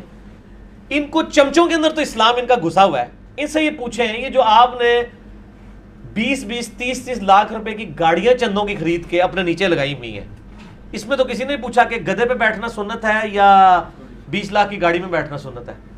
ساڈے کول تو پھر علم الکلام والی جواب جے یہ سنیا جائے تک انہوں نے چمچ سارا اسلام وڑدا جے تک کانٹیاں وچ. حالانکہ پہلا سوال یہ ہونا چاہیے کہ گدھے پہ سواری کرنا سنت ہے یا جو ہے وہ 10 لاکھ روپے کی کار میں، وہاں کبھی سوال نہیں کریں گے، اس میں خود بیٹھے ہوئے ہوتے ہیں. ٹھیک ہے نا جی. جی بالکل. تو ان چیزوں کا اس سے کوئی تعلق نہیں. ان معاملات میں صرف یہ دیکھا جائے گا کہ ان چیزوں سے منع کیا گیا، ٹھیک، وہ آپ کام نہیں کریں گے. ایسے مسلم شریف میں حدیث ہے کہ الٹے ہاتھ سے کھانے سے نبی علیہ السلام نے منع فرمایا. بس آپ الٹے ہاتھ سے نہیں کھائیں گے، دائیں ہاتھ سے کھائیں گے، چمچ سے کھائیں، چاہے کانٹے سے کھائیں، چاہے آپ ہاتھ سے توڑ کے کھائیں، چاہے منہ سے توڑ کے کھائیں، جس طریقے سے. اور کھانے کی چیزیں بھی سب اس میں پھر آ گئی نا، پیزا ہو گیا، برگر ہو گیا. کئی لوگ کہتے ہیں جی یہود و نصارہ کی ڈش ہے، آپ کیوں کھا رہے ہیں؟ میں پھر وہی بات کروں گا کہ جو لوگ کہہ رہے ہوتے ہیں یہود و نصارہ کی ڈش، ان کے ہاتھ میں وہ جو مہنگے مہنگے موبائل ہیں سامسنگ کے اور آئی فون، ٹھیک ہے، وہ امام کعبہ نے بنایا ہوا ہے. ہاں جی. یا وہ رائیونڈ میں تیار ہوا ہے، یا ملتان شریف میں تیار ہوا ہے، یا بغداد شریف سے آیا ہے، یا اجمیر شریف سے آیا ہے. وہ بھی تو انہوں نے ہی بنا کے دیا نا. بالکل. تو اس پہ تو کبھی انہوں نے سوال نہیں کیا. تو برگر کے اوپر ان کا اشارہ آ جاتا ہے. ان کو کہ یہ جو آپ باقی چیزیں کھا رہے ہیں، بریانی ہو گئی ہے، باقی چیزیں ہو گئی ہیں، یہ کوئی نبی علیہ السلام نے تو نہیں آپ کو طریقہ اس کا سکھایا ہوا. ٹھیک ہے نا. تو یہ ساری نہیں غیر علمی باتیں ہیں. اچھا ایک آیا جی کہ بس حلال چیز ہونی چاہیے. ٹھیک ہے جی. قرآن کسی غیر مسلم کو پڑھنے کے لیے دیا جا سکتا ہے کیونکہ وہ تو ظاہر نجس ہے، غیر مسلم تو ناپاک ہے. اچھا. اور مسلمان تو پاک ہو تو سکتا ہے. کس فرقے کا ہو تو پاک ہے؟ میرا تو سوال پھر یہی ہوگا نا. کیا بریلوی کہتے ہیں کہ اہل حدیث پاک مسلمان ہیں؟ شاہ جی بولو نا.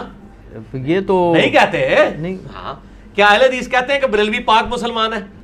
کیا کہتے ہیں سنی کہتے ہیں کہ شیعہ پاک مسلمان ہے؟ شیعہ. تو یہ تو سوال ہی پرانے ہو گئے. یہ انجینئر صاحب کے میدان عمل میں اترنے سے پرانے سوال تھے. ہوں مسئلہ ہی خراب ہو گیا ہوا ہے, ہوں سوالوں کو بدلنا پینا ہے, ٹھیک ہے. نیٹ سی چیز والا کوئی چکر نہیں ہے.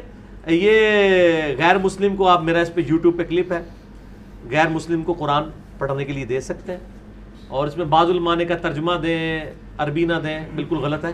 غیر مسلم کو آپ قرآن پاک نہ دیں, بے شک کوئی مسئلہ نہیں, وہ نیٹ سے ڈاؤن لوڈ کر کے پڑھ لے گا. مصیبت کیڑی ہے, انہوں نے کہا سی بے رحمتی ہو جائے گی. بے رحمتی کرنے واسطے انہوں تواڈے کول لینا ضروری ہے, مارکیٹ میں جا کے لے نہیں سکتا. سوال ہی سارے جعلی تھے. کیا تو میرا آپ یوٹیوب پہ لکھیں, کیا نان مسلم کو سلام کر سکتے ہیں, کیا نان مسلم کو قرآن دے سکتے ہیں, میرا کلپ کھل جائے گا. میں نے علمی دلائل دی. علی بھائی وہ جو بات پھر ہے کہ اس کو اپنا وضو کے بغیر ہاتھ نہ لگاؤ, قرآن پاک میں کہیں نہیں لکھا وضو کے بغیر ہاتھ نہ لگاؤ, یہ تو علماء نے ترجمہ کیا ہے. قرآن میں لکھا ہے لا یمسہ الا, میں نے اسی لکھا, میرا کلپ دیکھیں, اس میں میں نے یہ باتیں کی ہیں. لا یمسہ الا المطہرون.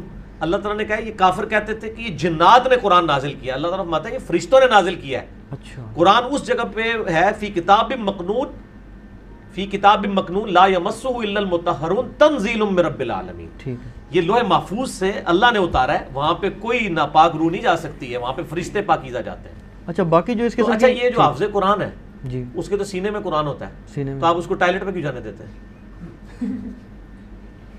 آپ کے موبائل کے اندر قرآن ہوتا ہے, تو آپ باہر رکھ کے جایا کریں تاکہ ہر دفعہ ہر نواں موبائل خریدو.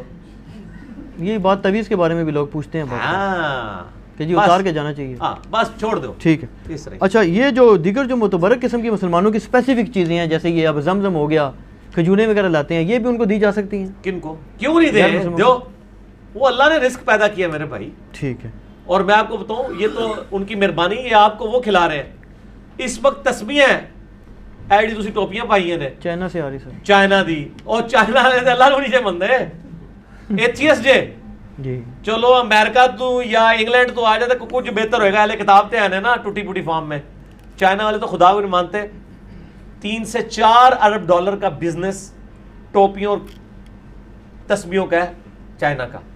یار ویسے شرم کا مقام ہے کہ ہم ایک تسبیح نہیں بنا کے سعودیہ کو دے سکے کہ یار میڈ ان پاکستان ہے, وکے ہوتے.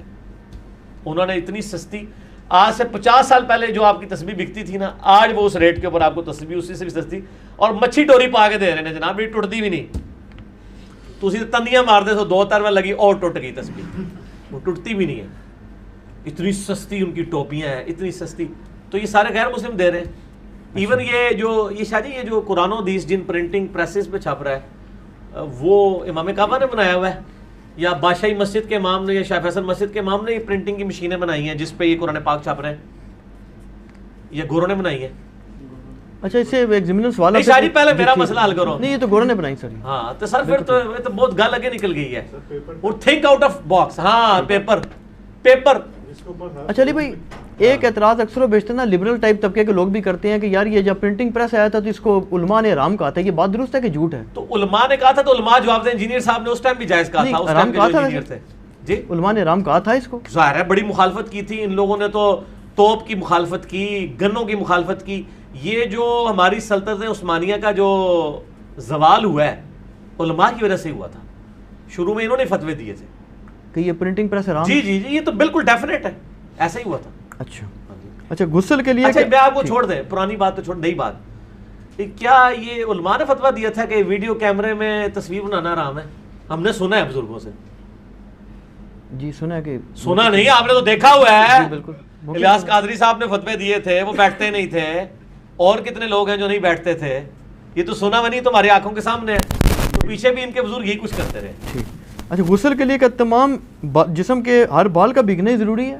جی جی, وہ تو ابو داؤد میں حدیث ہے کہ نبی علیہ السلام سے سیدنا علی کہتے ہیں, میں نے جب سے سنا کہ اگر کسی کا بال خشک رہ گیا تو اسے عذاب دیا جائے گا, تو میں نے اپنے سر کے ساتھ دشمنی کی اور اپنے سر کے بال منڈوا دیے. بھیگنا ضروری ہے, یعنی ایک دفعہ گیلا ہو جائے, یہ نہیں ہے کہ وہ پوری بالٹی جو ہے وہ سر کے اوپر ہی لگ رہی ہے. ٹھیک, اپنی سے تسلی کر لیں, دیٹس انف. کوئی ضرورت نہیں زیادہ. نماز میں آنکھیں بند کر لی جائیں اگر, تو اس میں کیا کوئی کباط ہے؟ کوئی بات نہیں, جائز ہے. بلکہ شیخ زبیر علی زئی صاحب چونکہ خصوصاً اہل حدیث کو اس پہ زیادہ اعتراض ہوتا ہے نا, ان کا تو کلپ بھی اس کے اوپر چڑھا ہوا ہے. میں نے جو ان کا کوسچن آنسر سیشن ریکارڈ کیا تھا ایک مسجد کے اندر, ایک تو ان کی اکیڈمی میں کیا تھا, ایک مسجد کے اندر, اس میں انہوں نے کہا تھا کہ کوئی حرج نہیں ہے, اس طرح کی کوئی ممانعت نہیں آئی ہے. البتہ کسی ایسی جگہ میں جہاں پہ موذی جانوروں کا خطرہ ہو یا موذی انسانوں کا کہ وہ آپ پہ ٹوٹ پڑیں گے, تو وہاں تو آنکھیں کھول کے نماز پڑھنی چاہیے. ٹھیک ہے. رسول اللہ صلی اللہ علیہ وسلم جو ہے یہ کون سی چیز زیادہ شوق سے تناول فرماتے تھے؟ اور یہ کدو وغیرہ کے بارے میں جیسے مشہور ہے، اس کی کیا حقیقت ہے؟ اچھا پہلے تو میں اس میں ایک اور دلیل آپ کو دوں. صحیح بخاری میں حدیث ہے، اما عائشہ کہتی ہیں، مسلم میں بھی ہے، کہ اس زمانے میں گھروں میں چراغ بھی نہیں ہوا کرتے تھے، یعنی اتنی غربت تھی. نبی علیہ السلام جب نماز پڑھتے تو میں آپ کے سامنے لیٹی ہوتی، اور جب آپ سجدے میں جانے لگتے تو مجھے میرے پاؤں کو ٹو دیتے تاکہ میں پاؤں سمیٹ لوں، پھر آپ سجدہ کرتے. اس کا کیا مطلب ہے کہ اما عائشہ کو نہیں پتا چلتا تھا کہ نبی علیہ السلام سجدے میں آ رہے ہیں، اتنا اندھیرا ہوتا تھا. تو آنکھیں بند کر کے نماز پڑھنے کا ثبوت یہ بھی ہو گیا. ایک تو ہے کہ آپ آنکھیں بند کر لیں، ایک یہ کہ آنکھیں تو کھلی ہیں، نظر کچھ نہیں آ رہا، اینڈ رزلٹ تو وہی ہے، یعنی اندھیرے میں نماز پڑھی جا سکتی ہے. ٹھیک ہے. تو اس میں اما عائشہ کہتی ہیں کہ دیے بھی نہیں تھے ہمارے پاس، ٹھیک ہے، تو اندھیرے میں نماز پڑھنے کا ثبوت ہو گیا، ورنہ ٹونا تو نہ پڑتا. اما عائشہ خود ہی پاؤں پیچھے کر لیتی، ان کو بھی نہیں پتا چلتا تھا. جب نبی علیہ السلام ٹوتے تھے تو کہتی مجھے پتا چلتی، میں پاؤں سمیٹتی تھی. جب سجدہ کر کے قیام کی طرف جاتے، اس سے ایک یہ بھی رزلٹ نکلا کہ عورت کو ہاتھ لگانے سے وضو نہیں ٹوٹتا. امام شافعی کا موقف جو ہے وہ اس حوالے سے صحیح نہیں ہے. اب آپ اگلی بات کریں. اچھا، یہ جو قرآن پاک میں جو سورہ ابراہیم میں شجر خبیثہ، شجر ملونہ اور دوسرا جو پاک درخت کا ذکر ہے، اس سے کیا مراد ہے؟ یہ شجرے سے مراد یہ شاہ جی آپ والے شجرے نہیں ہیں. یہ بعض لوگ تو ادھر کھینچ لیتے ہیں. نہیں، یہ تو اسی طریقے سے ہے. وہ ایک وہ نجومی صاحب ٹی وی پہ آئے تھے، وہ کہتے ہیں یہ جو کچھ تم کرتے ہو فَبِمَا كَسَبَتْ أَيْدِيكُمْ، یہ تمہارے اپنے ہاتھوں کی کمائی ہے. تو کہتے ہیں اس سے یہ قرآن کی لکیریں ہاتھوں کی ثابت ہوتی ہیں. وہ تو اللہ نے فرمایا یہ تمہارے کرتوت ہیں جو تمہارے آگے آتے ہیں. وہ کرتوتوں کو ہاتھوں کی کمائی ایک محاورتاً بات ہے. انہوں نے کہا اس تو لکیریں ثابت ہو گئی ہیں، ان جی ثابت ہوا ہے. ٹھیک ہے نا جی. تو اس کی تفسیر نبی علیہ السلام نے خود بخاری مسلم میں کی ہے. وہ جو قبر کے 4 سوال والا میں تقریب پر، اس میں میں نے یہ آیات کوٹ کی ہیں سورہ ابراہیم کی، مسئلہ نمبر 78 کے اندر، کہ جو کلمات طیبہ ہیں وہ شجر پاکیزہ سے ہے، یعنی جو اچھے کلمات ہیں، سبحان اللہ والحمدللہ ولا الہ الا اللہ واللہ اکبر. اور جو برے کلمات ہیں وہ شجر خبیثہ سے. جیسے دنیا میں ہر اچھائی توحید کے شجر مبارکہ کی شاخ ہے، اور ہر برائی شرک کے شجر خبیثہ کی ہے.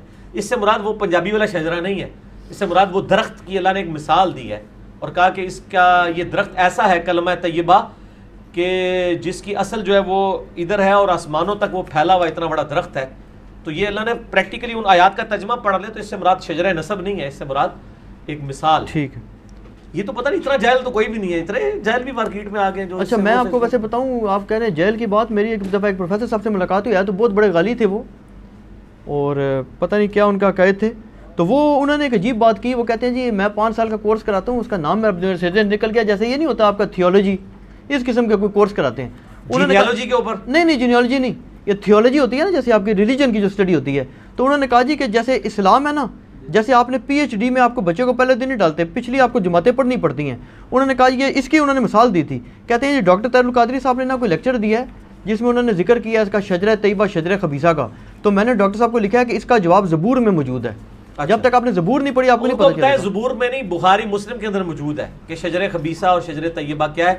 یہ الفاظ کاپی پیسٹ کر کے مکتبۃ الشاملہ میں ڈالیں، بخاری مسلم کی حدیثیں کھل جائیں گی. جس کے اوپر یہ نازل ہوا ہے نا اس نے بتا دیا کہ اس کا مطلب کیا ہے، صلی اللہ علیہ وآلہ وسلم.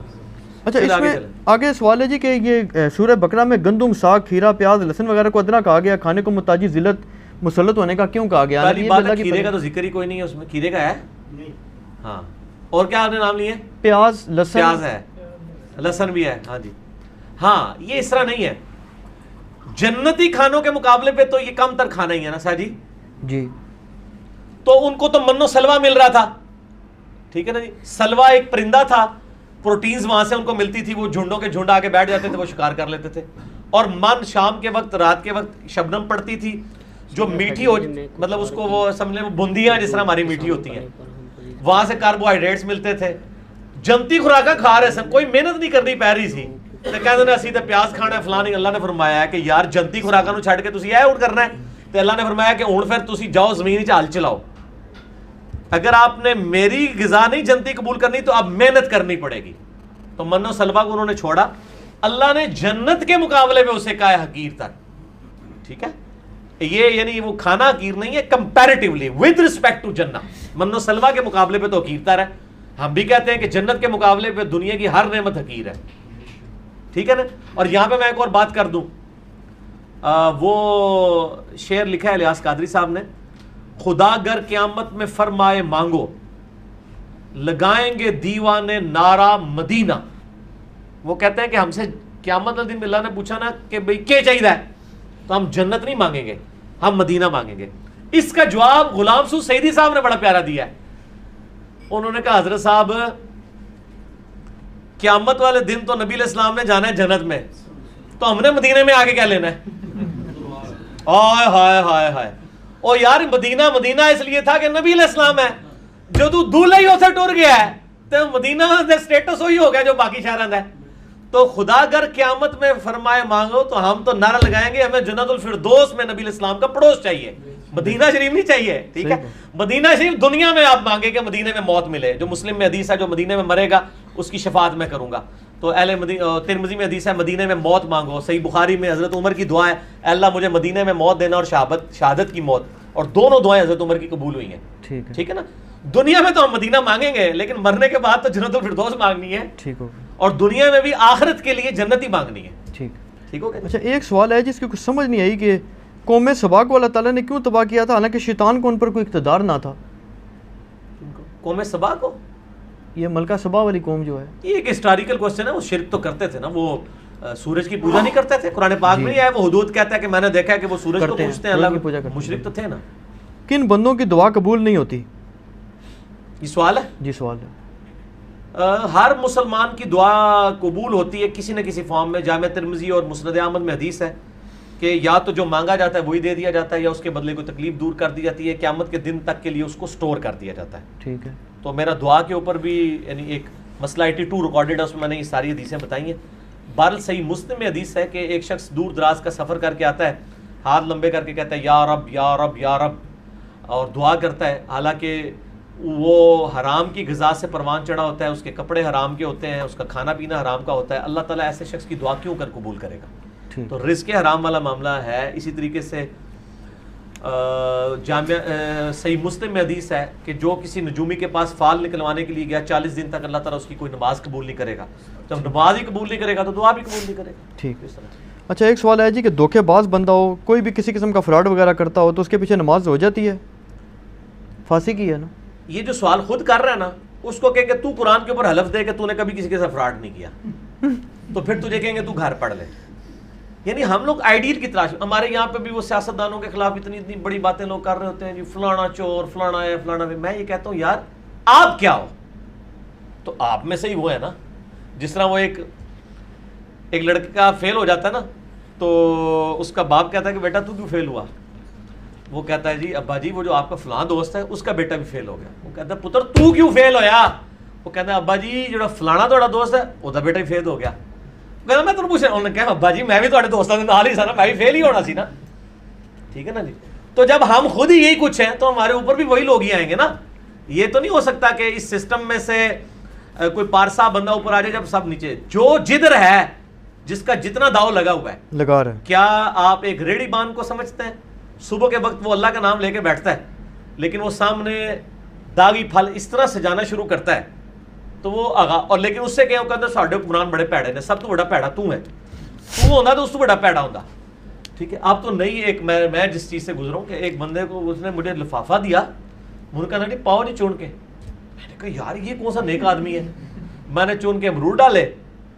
اچھا اس نے پیچھے ایک لفافہ لٹکایا ہوا تھا گندے امرودوں کا نا, تو اس کو میں نے تولنے کے لیے دی نا, اس نے یوں نیچے رکھی ہوئی تھی وہ تولنے والی ترکڑی, وہاں پہ لے کے گیا, اسی دوران اس نے چینج کر دیا. لیکن اسی انجینئر صاحب ہے نا, میں تسلی کرتا ہوں جب انہیں گنڈا ماریاں سب کچھ کر لیا. میں کہ جناب منو دیو, میں نے اس کی گریں کھولا. میں نے کہا یہ یار یہ تو بھائی تبدیل ہو گیا مجھے لگتا ہے. وہ میرے والے کدھر گئے ہیں؟ وہ کہتا ہے دے دو, میں ہوتا ہوں دینا. اس کی بجائے اگر میں انہوں کہتا یار یہ تو کیا کی دائی, میں نے یہ نہیں کہا, میں نے اس کو بینیفٹ آف ڈاؤٹ دیا. اس نے پھر مجھے خود چن کے صاف صاف ڈال دیے. اچھا یہ اکثر لوگ جو ہے نا وہ کہتے ہیں ہم نے چننا نہیں ہے بغیر چنے ہوئے, تو میں ان کو کہتا ہوں ٹھیک ہے آپ ڈالیں. یہ میں آپ کو فروٹ خریدنے کا طریقہ بتا رہا ہوں, آپ ڈالنے دیں ان کو. جب وہ ڈال لیں نا, ورنہ اگر آپ کہیں گے نا میں چننا ہوگا نا کرن لفافہ چلنا سی تو, وہ ڈال لیں نا تو ظاہر ہے کہ اس نے 10 دانے ڈالے ہیں, 3 ہی اس نے داغی ڈالے ہوں گے یا 4, اس سے زیادہ نہیں ہوتے ہیں, اسی میں انہوں نے آرام کمانا ہوتا ہے. تو آپ وہ 3-4 ایک کر کے ان کو کہ یار وہ ہوئے تو غلطی نہ لگتا ہے خراب آ گیا, اے کوئی اور کر دیو کر کے میں نے اس طرح کیا, وہ سارے تبدیل ہو جاتے ہیں. یہ طریقہ ہے. اگر آپ پہلے پینا پا کے بہ جاؤ گے اوور کے کا ادھر کرنا لفافا ہو جا کسی کو, پھر تانوں کسی نے نہیں سودا دینا, انہوں پان دیو پا لوے, گنڈ کھولو, جو خراب ہے وہ پیس پکڑائیں, جو 1-2 اچھے ہیں اس کی تعریف بھی کریں کہ یار بڑے اچھے پائے نے, اے وچ کوئی غلطی نہ لا کے ذرا دیکھنا ہے انہوں کر دو, اور پھر شرم و شرمی کاری دے گا. عشر کا بتا دیں جی, عشر نکالنے کا کیا طریقہ ہے؟ عشر کا مطلب ہی 10واں حصہ ہے. مسئلہ 95B میرا دیکھ لیں, زکوٰۃ کے قدیم اور جدید 70 احکام و مسائل, اس میں نے بتایا اگر تو یعنی وہ 10واں حصہ آپ نے دینا ہوگا اگر آپ کی زمین جو ہے وہ ہے بارانی, یعنی وہ قدرتی چیزوں سے سیراب ہوتی ہے, اور اگر آپ اس کے اوپر ٹیوب ویل لگائے ہوئے ہیں, اپنی بھی ویلیو ایڈیشن کرتے ہیں, تو پھر 20واں حصہ یعنی اس سے آدھا دینا ہوگا. ٹھیک ہو گیا جی؟ اچھا جی. اچھا یہ کسی خاتون کے اگر یہ چل رہے ہوں, ڈیز چل رہے ہوں, تو اس میں وہ جو ہے قرآن پاک وغیرہ پڑھ سکتی ہے؟ قرآن نہیں پڑھ سکتی جی, اس کے اوپر تو اتفاق ہے. پڑھ بھی نہیں سکتی؟ نہیں زبانی نہیں پڑھ سکتی. اچھا, قرآن نہیں پڑھ سکتی, قرآنی دعائیں پڑھ سکتی ہے, قرآنی اذکار پڑھ سکتی ہے, قرآن کی تلاوت نہیں کر سکتی. اس کے اوپر بھی میرا کلپ چڑھا ہے, مسئلہ 42 میں میں نے ڈیٹیل سے یہ احکام مسائل. اور کوئی شخص وضو کے بغیر پڑھ سکتا ہے قرآن؟ وضو کے بغیر تو پڑھ سکتا ہے. جامعہ ترمذی میں ابو داؤد میں حدیث ہے, مولا علی رضی اللہ تعالیٰ عنہ علیہ السلام کہتے ہیں کہ نبی صلی اللہ علیہ وآلہ وسلم کو حالت جنابت کے علاوہ کوئی حالت قرآن پڑھنے سے مانے نہیں ہوتی تھی. آپ ہر حال میں قرآن پڑھتے تھے, صرف جب جنبی ہوتے تھے نہیں پڑھتے تھے, یعنی بغیر وضو کے بھی پڑھتے تھے. اور یہ بھی قرآن کے لیے ہے. صحیح مسلم میں ہے کہ نبی علیہ السلام جنابت والے یعنی ان حالات کے اندر بھی اللہ کا ذکر کر لیا کرتے تھے. ٹھیک ہے, ذکر کے لیے کوئی پروٹوکول نہیں. اچھا, یہ ایک بھائی نے سوال کیا تو اس سے ایک اور سوال بھی ذہن میں آ گیا کہ قبروں سے مردے نکال کر مسجد بنانا جائز ہے, لیکن اس میں ایک اور سوال ایڈ کر لیں. نہیں پہلے سوال تو کریں نا, مجھے کون سا پتا ہے, میں نے کوئی رٹے ہوئے سوال. یہی سوال ہے نا جی کہ قبر سے سوال یہ میں نے کیا نا کہ قبر سے مردے نکال کر مسجد بنانا جائز ہے. ایک منٹ ادھر رک جائیں, یعنی قبرستان کو ختم کر رہے ہیں آپ جی, اس کی جگہ مسجد بنا رہے ہیں. انہوں نے لکھا ایسے ہے کہ جی قبروں سے مردے نکال کر مسجد بنانا جائز ہے, یعنی وہ مراد نکلتے ہیں, ہڈیاں نکلتی ہیں. یہ مراد ہوگی. ہاں جی, ہڈیاں نکلتی ہیں جی, نہیں بنا سکتے. اچھا, اس میں آپ قبرستان میں نماز بھی نہیں پڑھ سکتے. ٹھیک. اچھا, اس میں ایک اور بات, نبی علیہ السلام نے فرمایا حمام میں نماز پڑھنے سے منع فرمایا. ٹھیک ہے, اور آپ نے قبرستان میں نماز پڑھنے سے منع فرمایا. جامعہ ترمذی ابو داؤد کے اندر حدیث موجود ہے, حتیٰ کہ بخاری مسلم میں حدیث ہے کہ گھروں کو قبرستان مت بناؤ, اس میں اللہ کا ذکر کرو. ٹھیک ہے, مراد یہ کہ اور نفلی نماز پڑھو, مراد یہ قبرستان میں نماز نہیں ہو سکتی. تو ویسے اللہ کا ذکر ہو سکتا ہے. نہیں, اس میں تو بعض لوگ کہتے ہیں جی دنیا میں کوئی ایسا ذرا ہی کوئی نہیں جہاں قبر نہ ہو. سر یہ تو تھیوری ہے نا, پریکٹیکل بات کریں. جو آپ کو نہیں پتا وہ تو پانی بھی آپ کے لیے پاک ہے. ٹھیک ہے, جب تک آپ کو نہیں پتا. اچھا, اس طرح آپ فرضی سوال بنانا شروع کر دیں. اچھا, ایک بات اکثر و بیشتر لوگ کہتے ہیں جو سعودی عرب سے آتے ہیں نا, وہ بھی اکثر یہ بات کرتے ہیں لوگ بعض نا, کہ یار سنا ہے کہ وہاں کچھ عرصے کے بعد نا وہ کوئی ایسا سسٹم کرتے ہیں لاشوں کے ساتھ, یا کوئی کرتے ہیں اور بلڈوز وغیرہ. اگر وہ کرتے ہیں تو غلط کرتے ہیں, مجھے نہیں پتا وہ کرتے ہیں نہیں کرتے. اچھا, لاشوں کی بے حرمتی نہیں ہو سکتی. قبرستان نئے بننے چاہیے, یہ نہیں ہے کہ آپ ان قبرستانوں میں کوئی تضاب ڈال دیں, نئے قبرستان بنائیں, کوئی اس کی اجازت نہیں. بچے نے اگر آدھا قرآن پاک حفظ کر لیا, اس کے بعد اس کو اسکول میں داخل کرا دیا اور باقی قرآن اس نے حفظ نہیں کیا, تو گنہگار ہے؟ نہیں, کوئی گنہگار نہیں ہے. گنہگار اس وقت ہے کہ جب وہ جو آدھا کیا ہے اس کو بھی بلا دے. ٹھیک ہے. یہ جہری کی نمازوں کی جماعت سری اور سری کی جہری کرائی جا سکتی ہے؟ جماعت نہیں کروائی جا سکتی. سجدہ صاحب واجب ہو جائے گا, جان بوجھ کے کریں گے تو یہ گناہ کے زمرے میں آئے گا. البتہ اکیلا کوئی پڑھ رہا ہے تو تھوڑی بہت آواز اونچی کر لے تو ٹھیک ہے. اور بلکہ آپ اگر 3 سے زیادہ آیات جہری نماز کی سرن پڑھ دیں یا سرن کی جہرن, تو سجدہ صاحب بھی کریں گے آپ. اس پہ اتفاق. یہ کسی بھائی نے سوال بڑا عجیب سا بھیج دیا جی کہ شراب اور جوئے کے لیے اگر باپ پیسے مانگے تو دیے جا سکتے ہیں, حالانکہ بیٹا مانگے تو چلو کوئی سمجھ آ رہی ہے. نہیں, باپ بھی مانگتے ہوں گے یقیناً. تجھے کیا سمجھے, باپ شریف ہونا نا, نہیں ضروری نہیں ہے. نہیں, اس کام کے لیے اگر مانگتا ہے تو نہ کریں, بالکل نہ دیں, بالکل معذرت کر لیں. اور بلکہ اس کو پکڑ کے آپ کسی ہاسپٹل میں داخل کروا کے ان کا علاج کروائیں, یہ کروائیں. ٹھیک ہے نا جی, یہ کرنا چاہیے. قسطوں پہ کوئی چیز خرید سکتے ہیں, کیونکہ قیمتوں کا آپ کو پتہ ہی ہے کہ پھر وہ ہوتا ہے کہ جی قیمت ویسے زیادہ ہوگی. اس کے اوپر میرا کلپ آپ دیکھ لیں, اسلامک بینکنگ انجینئر محمد علی مرزا, میں نے اس میں دلائل دی ہیں کہ قسطوں کا کاروبار کن کن شرائط کے ساتھ جائز ہے. اس میں زبیر علی زئی صاحب کا موقف میں خیال آپ سے فرق ہے. جی, میں ان کے موقف کے ساتھ ایگری نہیں کرتا, ان کا تفرد ہے اس پر. ٹھیک ہے جی.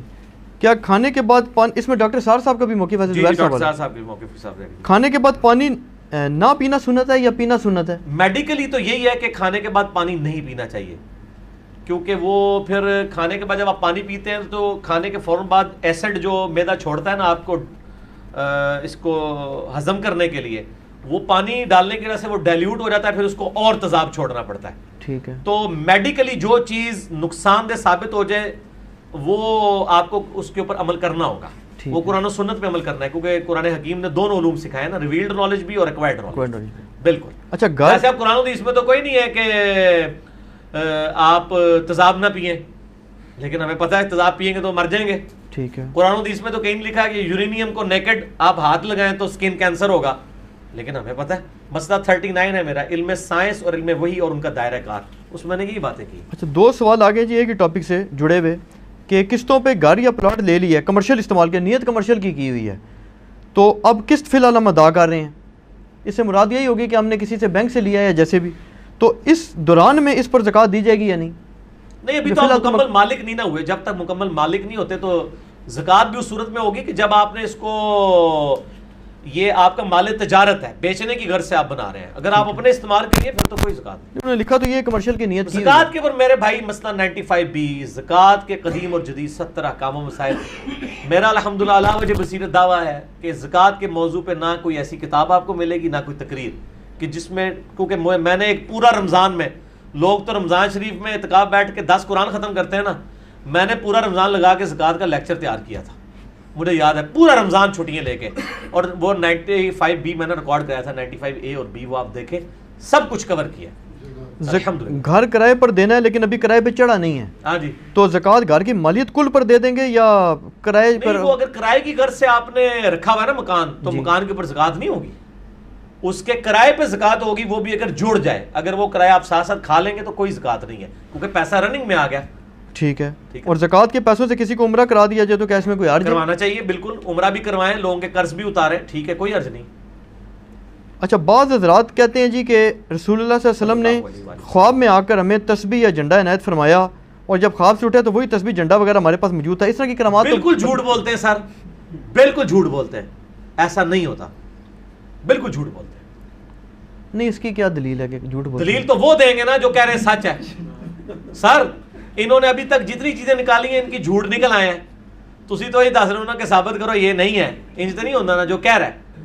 میں آپ کو بتاؤں، کچھ عرصہ پہلے انہوں نے مصنف عبدالرزاق کے ایک نسخے کا دعویٰ کیا جس میں نور من نور اللہ والی حدیث نکالی بریلوی مکتبہ فکر نے جی، اور کہا جی یہ مصنف عبدالرزاق کا پرانا نسخہ ملا ہے. سر آج کے دور میں ہم بیٹھے ہوئے ہیں، نسخہ جس کاغذ پہ لکھا ہے وہ آج کے دور کا کاغذ ہے، رائٹنگ آج، بھائی گوریاں نے سارے جھوٹ پھاڑ لے جی اللہ تو بندے ہو. کاربن ڈیٹنگ ایک ذریعہ ہے چیزوں کی لائف معلوم کرنے کا، ٹھیک ہے نا جی، اس سے پتہ چل جاتا ہے کون سی چیز کتنی پرانی ہے. ٹھیک ہے، جو چیز آپ کاؤنٹر ویریفائی نہیں کر سکتے، آپ اس کے بارے میں یہ نہیں دعویٰ کر سکتے. شاہ نعمت اللہ ولی کی کہتے ہیں جی انہوں نے یہ پریڈکشن، سر اس طرح نہیں ہوتا. آپ کہیں گے کہ آپ ثابت کریں گے کہ ان کے زمانے میں یہ تھا، اور آپ یہ ثابت کریں گے کہ انہوں نے جو پیشن گوئیاں جس جگہ جس کاغذ پہ لکھی تھی نا اس کی ہم کاربن ڈیٹنگ کروائیں گے، اور واقعی وہ اس زمانے کا کاغذ نکلے اور اس پہ وہ رائٹنگ بھی اس زمانے کی ہو، اور پھر اس کے بعد پورا ہو رہا ہو، ہم آپ کے ساتھ ہیں. لیکن آپ کو پتہ یہ نہیں ہونا، تو پوری ہونے کے بعد لکھی گئی. جیسے قرآن حکیم میں سورہ الروم کے اندر، سورۃ الروم میں پیشن گوئی کی گئی تھی کہ اس وقت تو پرشین امپائر رومن امپائر پہ غالب آئی ہے، لیکن 9 سال کے اندر اندر رومن امپائر دوبارہ پرشین امپائر پہ غالب آ جائے گی. اس پہ حضرت بکر صدیق رضی اللہ عنہ کا بھی آتا ہے، تو وہ غالب آ گئی تھی. میرا ایک یوٹیوب پہ کلپ ہے، why we Muslims do believe محمد صلی اللہ علیہ وآلہ وسلم to be a prophet of God. ان کی پروفیسیز کی وجہ سے نبی علیہ السلام نے جو پیش گوئیاں کی تھی وہ پوری ہوئی ہیں، اور وہ ہم بتا سکتے ہیں. آج ہم کاربن ڈیٹنگ سے حضرت عثمان کے زمانے کے نسخے بتا سکتے ہیں کہ موجود ہے. اچھا ہاں جی، کاربن ڈیٹنگ سے. سر وہ پچھلے دنوں جو وہ قرآن پاک نکلا تھا وہ انگلینڈ کے میوزیم کے اندر، کاربن ڈیٹنگ میں حضرت عثمان کے زمانے کا نکلا ہے. تو کاربن ڈیٹنگ کرائیں نا سر، یہ گھوڑا یہ میدان پیش کریں. ٹھیک ہے، اس طریقے سے تو نہیں کہ آپ مستقبل میں آگے دعوے، مطلب آپ 500 سال پہلے کے دعوے کر رہے ہیں اور وہ دعووں کے 100 سال بعد ایک چیز پوری ہوئی ہے، اور اس کے بھی 100 سال بعد ایک کتاب لکھی گئی ہے کہ جی یہ 500 سال پہلے کی کتاب لکھی ہوئی ہے، جو کاؤنٹر ویریفائی نہیں ہوگا. بلکہ میں اس کو اگلی بات کرتا ہوں، جو چیز گورے کی عدالت میں پروف نہیں آپ کر سکتے نا، وہ ہمیں نہ پیش کیا کریں. ہمیں یا کتاب و سنت کی دلیل پیش کریں، اور اگر علمی بات ہم سے کرنی ہے ٹیکنیکل گراؤنڈز پہ تو گورے کی عدالت میں لے کے جائیں. انشاءاللہ پہلی پیشی تھوڑا کلمہ خارج ہو جائے گا. ایک سوال اور ہے جی کہ آپ کہتے ہیں کہ کسی کلمہ گو کی تکفیر نہ کریں، جبکہ حدیث تو کچھ اور بتا رہی ہے کہ 73 فرقے جنمی ہیں، 72 جنمی ہیں اور ایک فرقہ خالی ہے. اور اس میں دوسری بات یہ ہے کہ یہ بھی حدیث ملتی ہے کہ جب ایک مسلمان دوسرے کو کافر کہتا ہے تو ان میں سے ایک کافر ہو جاتا ہے، تو پھر یہ کافر تو کوئی نہ کوئی ہو ہی گیا. پہلی بات تو یہ ہے کہ وہ جو 73 فرقوں والی حدیث میں یہ نہیں لکھا کہ 72 کافر ہیں اور ایک جو ہے مسلمان ہے. دوزخی کہا گیا ہے، وہ تو مسلمان بھی تو دوزخ میں جائیں گے. الٹیمیٹلی جو کلمہ گو ہے وہ عذاب بھگت کے جنت میں چلا جائے گا.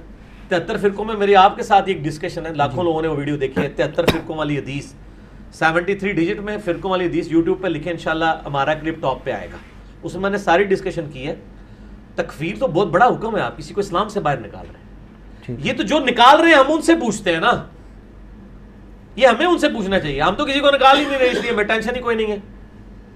ہم تو کہتے ہیں تکفیر اس کی کریں گے، ایک تو اہل سنت کا آف شوٹ قادیانیت ہے، دوسرا اہل تشیع کا آف شوٹ نصیری ہے. ٹھیک ہے، ان کی بھی تکفیر کرتے ہیں ہم، ان کو مارنے پیٹنے کے قائل نہیں ہیں، علمی طریقے سے ان کے دلائل سے رد کریں گے ان کا. اچھا، ایک بھائی نے کہا جی کہ حدیث میں آتا ہے کہ جس گھر میں کتا ہوگا وہاں فرشتے نہیں آ سکتے، جبکہ غامدی صاحب فرماتے ہیں کہ کتا غیر ضروری باندھ کر رکھنے سے منع کیا گیا تھا کہ اسے تکلیف نہ ہو. حدیث شریف میں آتا ہے اور غامدی صاحب فرماتے ہیں، فرق دیکھا ہے. ہاں جی فرمائیں. تو وہ کہتے ہیں جی کہ ایک طرف مطلب کتا رکھنے کی بھی اجازت ہے اور پھر ساتھ یہ فرشتے نہیں داخل ہو رہی ہے، کیا کنسیپٹ ہے؟ ہاں، کتا اگر حفاظت کی نیت اور شکار کے علاوہ رکھا جائے تو اس پہ وہ والا رول اپلائی ہوتا ہے. اللہ کی شریعت ہے کہ اللہ نے کہا ان دو چیزوں کی وجہ سے جائز ہے، اور اس کے علاوہ اگر کرو گے تو تم پہ وہ والی قدغن لگ جائے گی. ٹھیک ہے. اچھا، اللہ تعالیٰ نے رولز بنا دیے نا. ایک جگہ آپ نے فرمایا تھا کہ گانا سننا حرام نہیں ہے، مگر ایک حدیث میں ہے کہ بخاری میں ہے کہ گانا سیدہ عائشہ سے نبی علیہ السلام فرمایا کہ گانے والی بھی ساتھ بھیجنی، جبکہ ایک حدیث میں آتا ہے کہ میں سازوں کو ختم کرنے اور بانسری کی آواز میں کانوں میں. دو چیزیں کمپیئر کر دی، سوال گندم جواب چنا. بات گانے کی کر رہے ہیں اور آپ بات یہ ساتھ ہی آ گیا نا جی. سر گانے کی بات ہوئی ہے نا. اچھا ہاں، گانے کا میں نے کہا نا، میں نے میوزک کو نہیں کہیں کہا، گانے کی لفظ استعمال. میں آج بھی کہتا ہوں گانا جائز ہے، بخاری میں موجود ہے. رہا میوزک تو اس کے اوپر ظاہر اختلاف ہے، میوزک سے تو بچنا چاہیے، صرف گانے کی بات کریں. میں میوزک کے بغیر جائز ہے سر، ظاہر ہے، میں نے ڈیٹیل بتایا، میرا گانوں کے اوپر کلپ ریکارڈڈ ہے. الفاظ تو دیکھیں ایک نقطے سے مارا مجرم مان جاتا ہے. زکوٰۃ کا میزان چاندی ہے یا سونا؟ سونا ہی ہے جی، کیونکہ حامل اعضا کو مطالبہ پر ادا کرے گا نوٹ کے اوپر، وہ سونے کی ایکویلنٹ کرنسی ہوتی ہے. مسئلہ 95B میں نے بتایا ہے. یہ جن قبرستانوں کے اندر مساجد ہیں ان میں نماز پڑھنا جائز ہے یا حرام ہے؟ قبرستان کی اگر قبر کے اوپر مسجد بنی ہوئی ہے نا تو وہاں تو نماز نہیں ہوگی.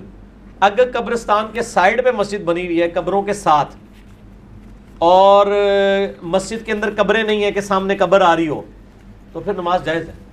اچھا، ایک علی بھائی میں ابھی آپ سے جو کویسچن کروں گا اس پہ تو میں آپ سے ریکویسٹ کروں گا کہ آپ ماشاءاللہ پڑھے لکھے بندے ہیں، تو آپ اس کی انگلش ڈبنگ کرا کے نا لازمی چڑھا دیں گے. یہ سوال بڑا پریشان کن ہے. یہ کہیں اپنا انٹرنیشنل لیول کے فزکس کے پروفیسر ہیں اور مولید ہیں، یہ اسٹیفن ہاکنگ وغیرہ اس کے لیول کے ہی ہیں. تو انہوں نے ایک اعتراض اٹھایا، یہ ان کا نام میرے ذہن سے نکلا، نیل ڈی گراس ٹائسن نام ہے. اچھا، وہ ویسے زبان کے بھی بہت تیز ہے، چرب زبان ہے، بہت زیادہ، یہ رچرڈ ڈاکنز سے بھی زیادہ چرب زبان ہے. تو انہوں نے لیکچر دیا، وہ کہتے ہیں جی کہ ان سے پوچھا گیا، وہ کہتے ہیں جی میں تو ایگنوسٹک ہوں، یعنی کہ میں دریا نہیں ہوں، میں ایگنوسٹک ہوں کہ میں اس چیز میں پڑھنا ہی نہیں چاہتا. انہوں نے کہا لیکن بہرحال جی انہوں نے کہا جی آپ کیوں نہیں خدا کو مان لیتے؟ انہوں نے کہا جی میں خدا کو کیسے مان لوں کہ جو خدا کے بارے میں تصور کوئی بھی مذہب ہو، اسلام پہ نہیں اٹیک کیا انہوں نے کہا جی کوئی بھی مذہب ہو، ان کی دو تو باتیں ہیں نا. ایک یہ ہے وہ کہیں گے جی خدا جو ہے وہ آل نوئنگ ہے، دوسرا یہ ہے کہ لونگ ہے، تیسرا یہ ہے کہ مرسیفل ہے اور وہ ساری خوبیاں ہیں. وہ کہتے ہیں جی یہ جب کہ میں سائنس پہ جب دیکھتا ہوں نا تو مجھے یہ نظر آتا ہے کہ یہ جو قدرت ہے نا وہ ہر وقت ہمیں تباہ و برباد کرنے کی کوشش میں ہے. کیٹاسٹرافیز آ رہی ہیں، ولکینوز آ رہی ہیں، وہ کہتے ہیں جی ایک سے بچ گئے تو بیماریاں آ رہی ہیں، ایپیڈیمکس آ رہی ہیں، بچے ڈسیبلڈ پیدا ہو رہے ہیں جن کا کوئی قصور نہیں. وہ کہتے ہیں جی اس کا جواب جب میں کسی بھی مذہب کے پیروکاروں سے مانگتا ہوں نا تو وہ ظاہر وہ عیسائیوں سے مانگتے ہوں گے، تو وہ مجھے کہتے ہیں جی کہ اس کا جواب یہ ہے کہ خدا کی اس میں ضرور کوئی مصلحت ہوگی. تو کہتے ہیں میں ان کو پھر یہ جواب دیتا ہوں کہ پھر آپ یہ نہ کہیں کہ آپ خدا کو جانتے ہیں، آپ یہ کہیں کہ یار God works in mysterious ways which we do not even know. تو کہتے ہیں وہ کہتے ہیں پھر میں اسی خدا کو کیسے مان لوں کہ جب آپ یہ کیوں دعویٰ کرتے ہیں؟ وہ کہتے ہیں میں ان کو کہتا ہوں جی آپ پھر مجھے یہ نہ کہیں کہ خدا کو مانو، آپ کہیں جی ہمیں خود نہیں پتا خدا کا، آپ مان لو. نہیں دیکھیں اس کا پہلی بات یہ کہ میرا آپ کے ساتھ یہ کلپ ریکارڈڈ موجود تھا. یہ آخری سوال ہے جی. اچھا, نان مسلمس کے کوسچنز اور ایتھیس کے کوسچن انجینئر محمد علی مرزا 40 منٹ کا میرا وہ کلپ آپ کے ساتھ ریکارڈڈ ہے. میں نے اس میں یہ ساری باتیں کی. پہلی بات ہے مسلمانوں کا کہیں دعویٰ نہیں ہے کہ گاڈ از آل لونگ. ہم تو یہ دعوے نہیں کرتے. ٹھیک ہے, یہ تو خدا کے بارے میں ہمارا دعویٰ ہی نہیں ہے. یہ کرسچینٹی نے یہ بات کی ہے. میں اصولی بات کرتا ہوں کہ اگر آپ دنیا کو آخرت کے بغیر سمجھیں گے تو جو ہمارے مخالفین کا مقدمہ ہے وہ مضبوط ہے, اور ہم کسی بات کا جواب نہیں دیتے. جواب کے بغیر ہی کہتے ہیں کہ ان کے اعتراضات بالکل ٹھیک ہے اور ہم ان کے ساتھ ہیں. لیکن ہمارا مقدمہ آخرت کے ساتھ جڑا ہوا ہے. ہم دنیا کو ایک حصہ سمجھتے ہیں, ایک ہول لائف کا ایک پورشن. آخرت کے ساتھ جب اس کو میچ کریں گے تو بالکل فٹ ان ہے کہ اللہ تعالیٰ بغیر آزمائش کے کس طرح کسی کو جانچے, اور اگر بغیر آزمائش کے اپنے علم کی بنیاد پہ جانچ کے پھینک دے تو آپ نے گلا کرنا ہے کہ یا اللہ منو ایک بار موقع تو دینا تکتا میں کہنا نیک سان. اللہ تعالیٰ آپ کو موقع دے رہا ہے, سرکمسٹانسز سے گزار کے آزما رہا ہے. آخرت کے ساتھ دنیا کو سمجھیں گے پھر سمجھ آئے گی آخرت. یہ تو ہود بھائی نے بھی باتیں کی تھی کامدی صاحب کے ساتھ, وہ پڑا ہوا ہے کلپ یوٹیوب کے اوپر. کامدی صاحب نے بڑے انٹلیکچوئل وے میں ان چیزوں کے جواب دیے. کوئی پرانے نئے اعتراضات نہیں ہیں, بہت پرانے اعتراضات ہیں. خدا کو تو چھوڑ دیں, یہ جو بندہ یہ بات کر رہا ہے اس کو کہو کہ کیا تم فزکس کی ساری برانچز کو جانتے ہو, تو وہ کیا دعویٰ کر سکتا ہے ساری برانچز کے ہر چیز کو؟ یہ تو آئنسٹائن بھی نہیں کہہ سکتا. تو کیا اس کی بنیاد پہ اس نے فزکس کے ایز اے علم ہونے کا انکار کر دیا ہے, اس سبجیکٹ کا انکار کر دیا ہے؟ وہ کہے گا سبجیکٹ کو میں مانتا ہوں, میری ایکسپرٹیز اتنی تک ہے. تو جو مخلوقات پہ آپ کی ایکسپرٹیز اتنی تک ہے, جو خالق ہے جس کا اتنا ڈائیورسیفائڈ نالج ہے, اس کی ہر چیز کے بارے میں آپ کو نالج ہونا کیوں ضروری ہے؟ آپ کو تو دنیا میں کئی چیزوں کا نالج نہیں ہے, تو آپ اس کی بنیاد پہ اس پورے علم کا تو انکار نہیں کر رہے, تو خدا کا انکار کیوں کر رہے ہیں لاجیکلی اسپیکنگ؟ تو باقی اللہ اس کا پابند تو نہیں ہے کہ وہ آپ کو اپنے سارے فیصلوں کے بارے میں کرے. آپ اپنے کئی فیصلے اپنی اولاد سے نہیں ڈسکس کر سکتے, آپ اگر باس ہیں تو اپنے سب آرڈینیٹ سے نہیں ڈسکس کر سکتے. تو دنیا میں اللہ تعالیٰ نے اس لیے تو نہیں کہ اس نے اپنے سارے معاملات لوگوں سے ڈسکس ہے, اور اسی چیز کو ایڈریس کرتا ہے وہ قصہ خضر اور موسیٰ علیہ السلام. وہ بیسیکلی اسی چیز کے اوپر ہے کہ بظاہر جو کچھ ہو رہا ہوتا ہے ہمیں بعض کا کروشل بھی لگ رہا ہوتا ہے کہ ایک بچے کی گردن موڑ گئی, بچپن میں یتیم ہو گیا. اللہ یہ فیصلہ کیوں کر رہا ہوتا ہے؟ تقدیر کے فیصلے. اللہ تعالیٰ نے ہر بندے کو آزمانا ہے, کسی کو اولاد دے کے, کسی سے لے کے, کسی کو دولت دے کے, کسی سے لے کے. اس نے ہزاروں ٹیسٹ ہر بندے کے لیے مختلف رکھے ہوئے. ٹھیک ہے, دنیا میں کتنے نیک انسان ہیں جو قتل ہو گئے ہیں, اور کتنے بدماش ہیں جو اس طرح زندگی گزارتے رہے ہیں. اگر آخرت نہ ہو تو واقعی ان کا اعتراض ٹھیک ہے, یہ تو بڑا ظلم کا نظام ہے. لیکن اگر آخرت ہو کہ وہ دنیا میں قتل ہو کے آخرت کی اربوں سال کی زندگی ان کو مل گئی ہے, تو وہ ان سے ہی پوچھ لیں, وہ کہیں گے یار اسی چنگے رہ گئے تھے. جب وہ خود کہہ رہے ہیں کہ ہم اچھے رہ گئے ہیں, حسین علیہ السلام ان کے ساتھی کہیں گے ہم اچھے رہ گئے ہیں, تو آپ کیوں ان کی طرف سے وکالت کرتے ہیں؟ ٹھیک ہو گیا جی. تو پورے مقدمے کو سمجھیں. ٹھیک ہے جی, میرے خیال ہے اس کو کنکلوڈ کرتے ہیں, تو انشاءاللہ ہم نمازوں کو جمع کرتے ہیں. اللہ تعالیٰ سے دعا ہے جو حق بات میں نے کہی اللہ تعالیٰ ہمارے دلوں میں راسخ فرمائے. اگر جس بات میں میرے منہ سے غلط بات نکل گئی تو اللہ تعالیٰ ہمارے دلوں سے معاف کر دے. سبحانک اللہم و بحمدک اشہد ان لا الہ الا انت استغفرک و اتوب الیک وما علینا الا البلاغ المبین. جزاکم اللہ خیرا و احسن.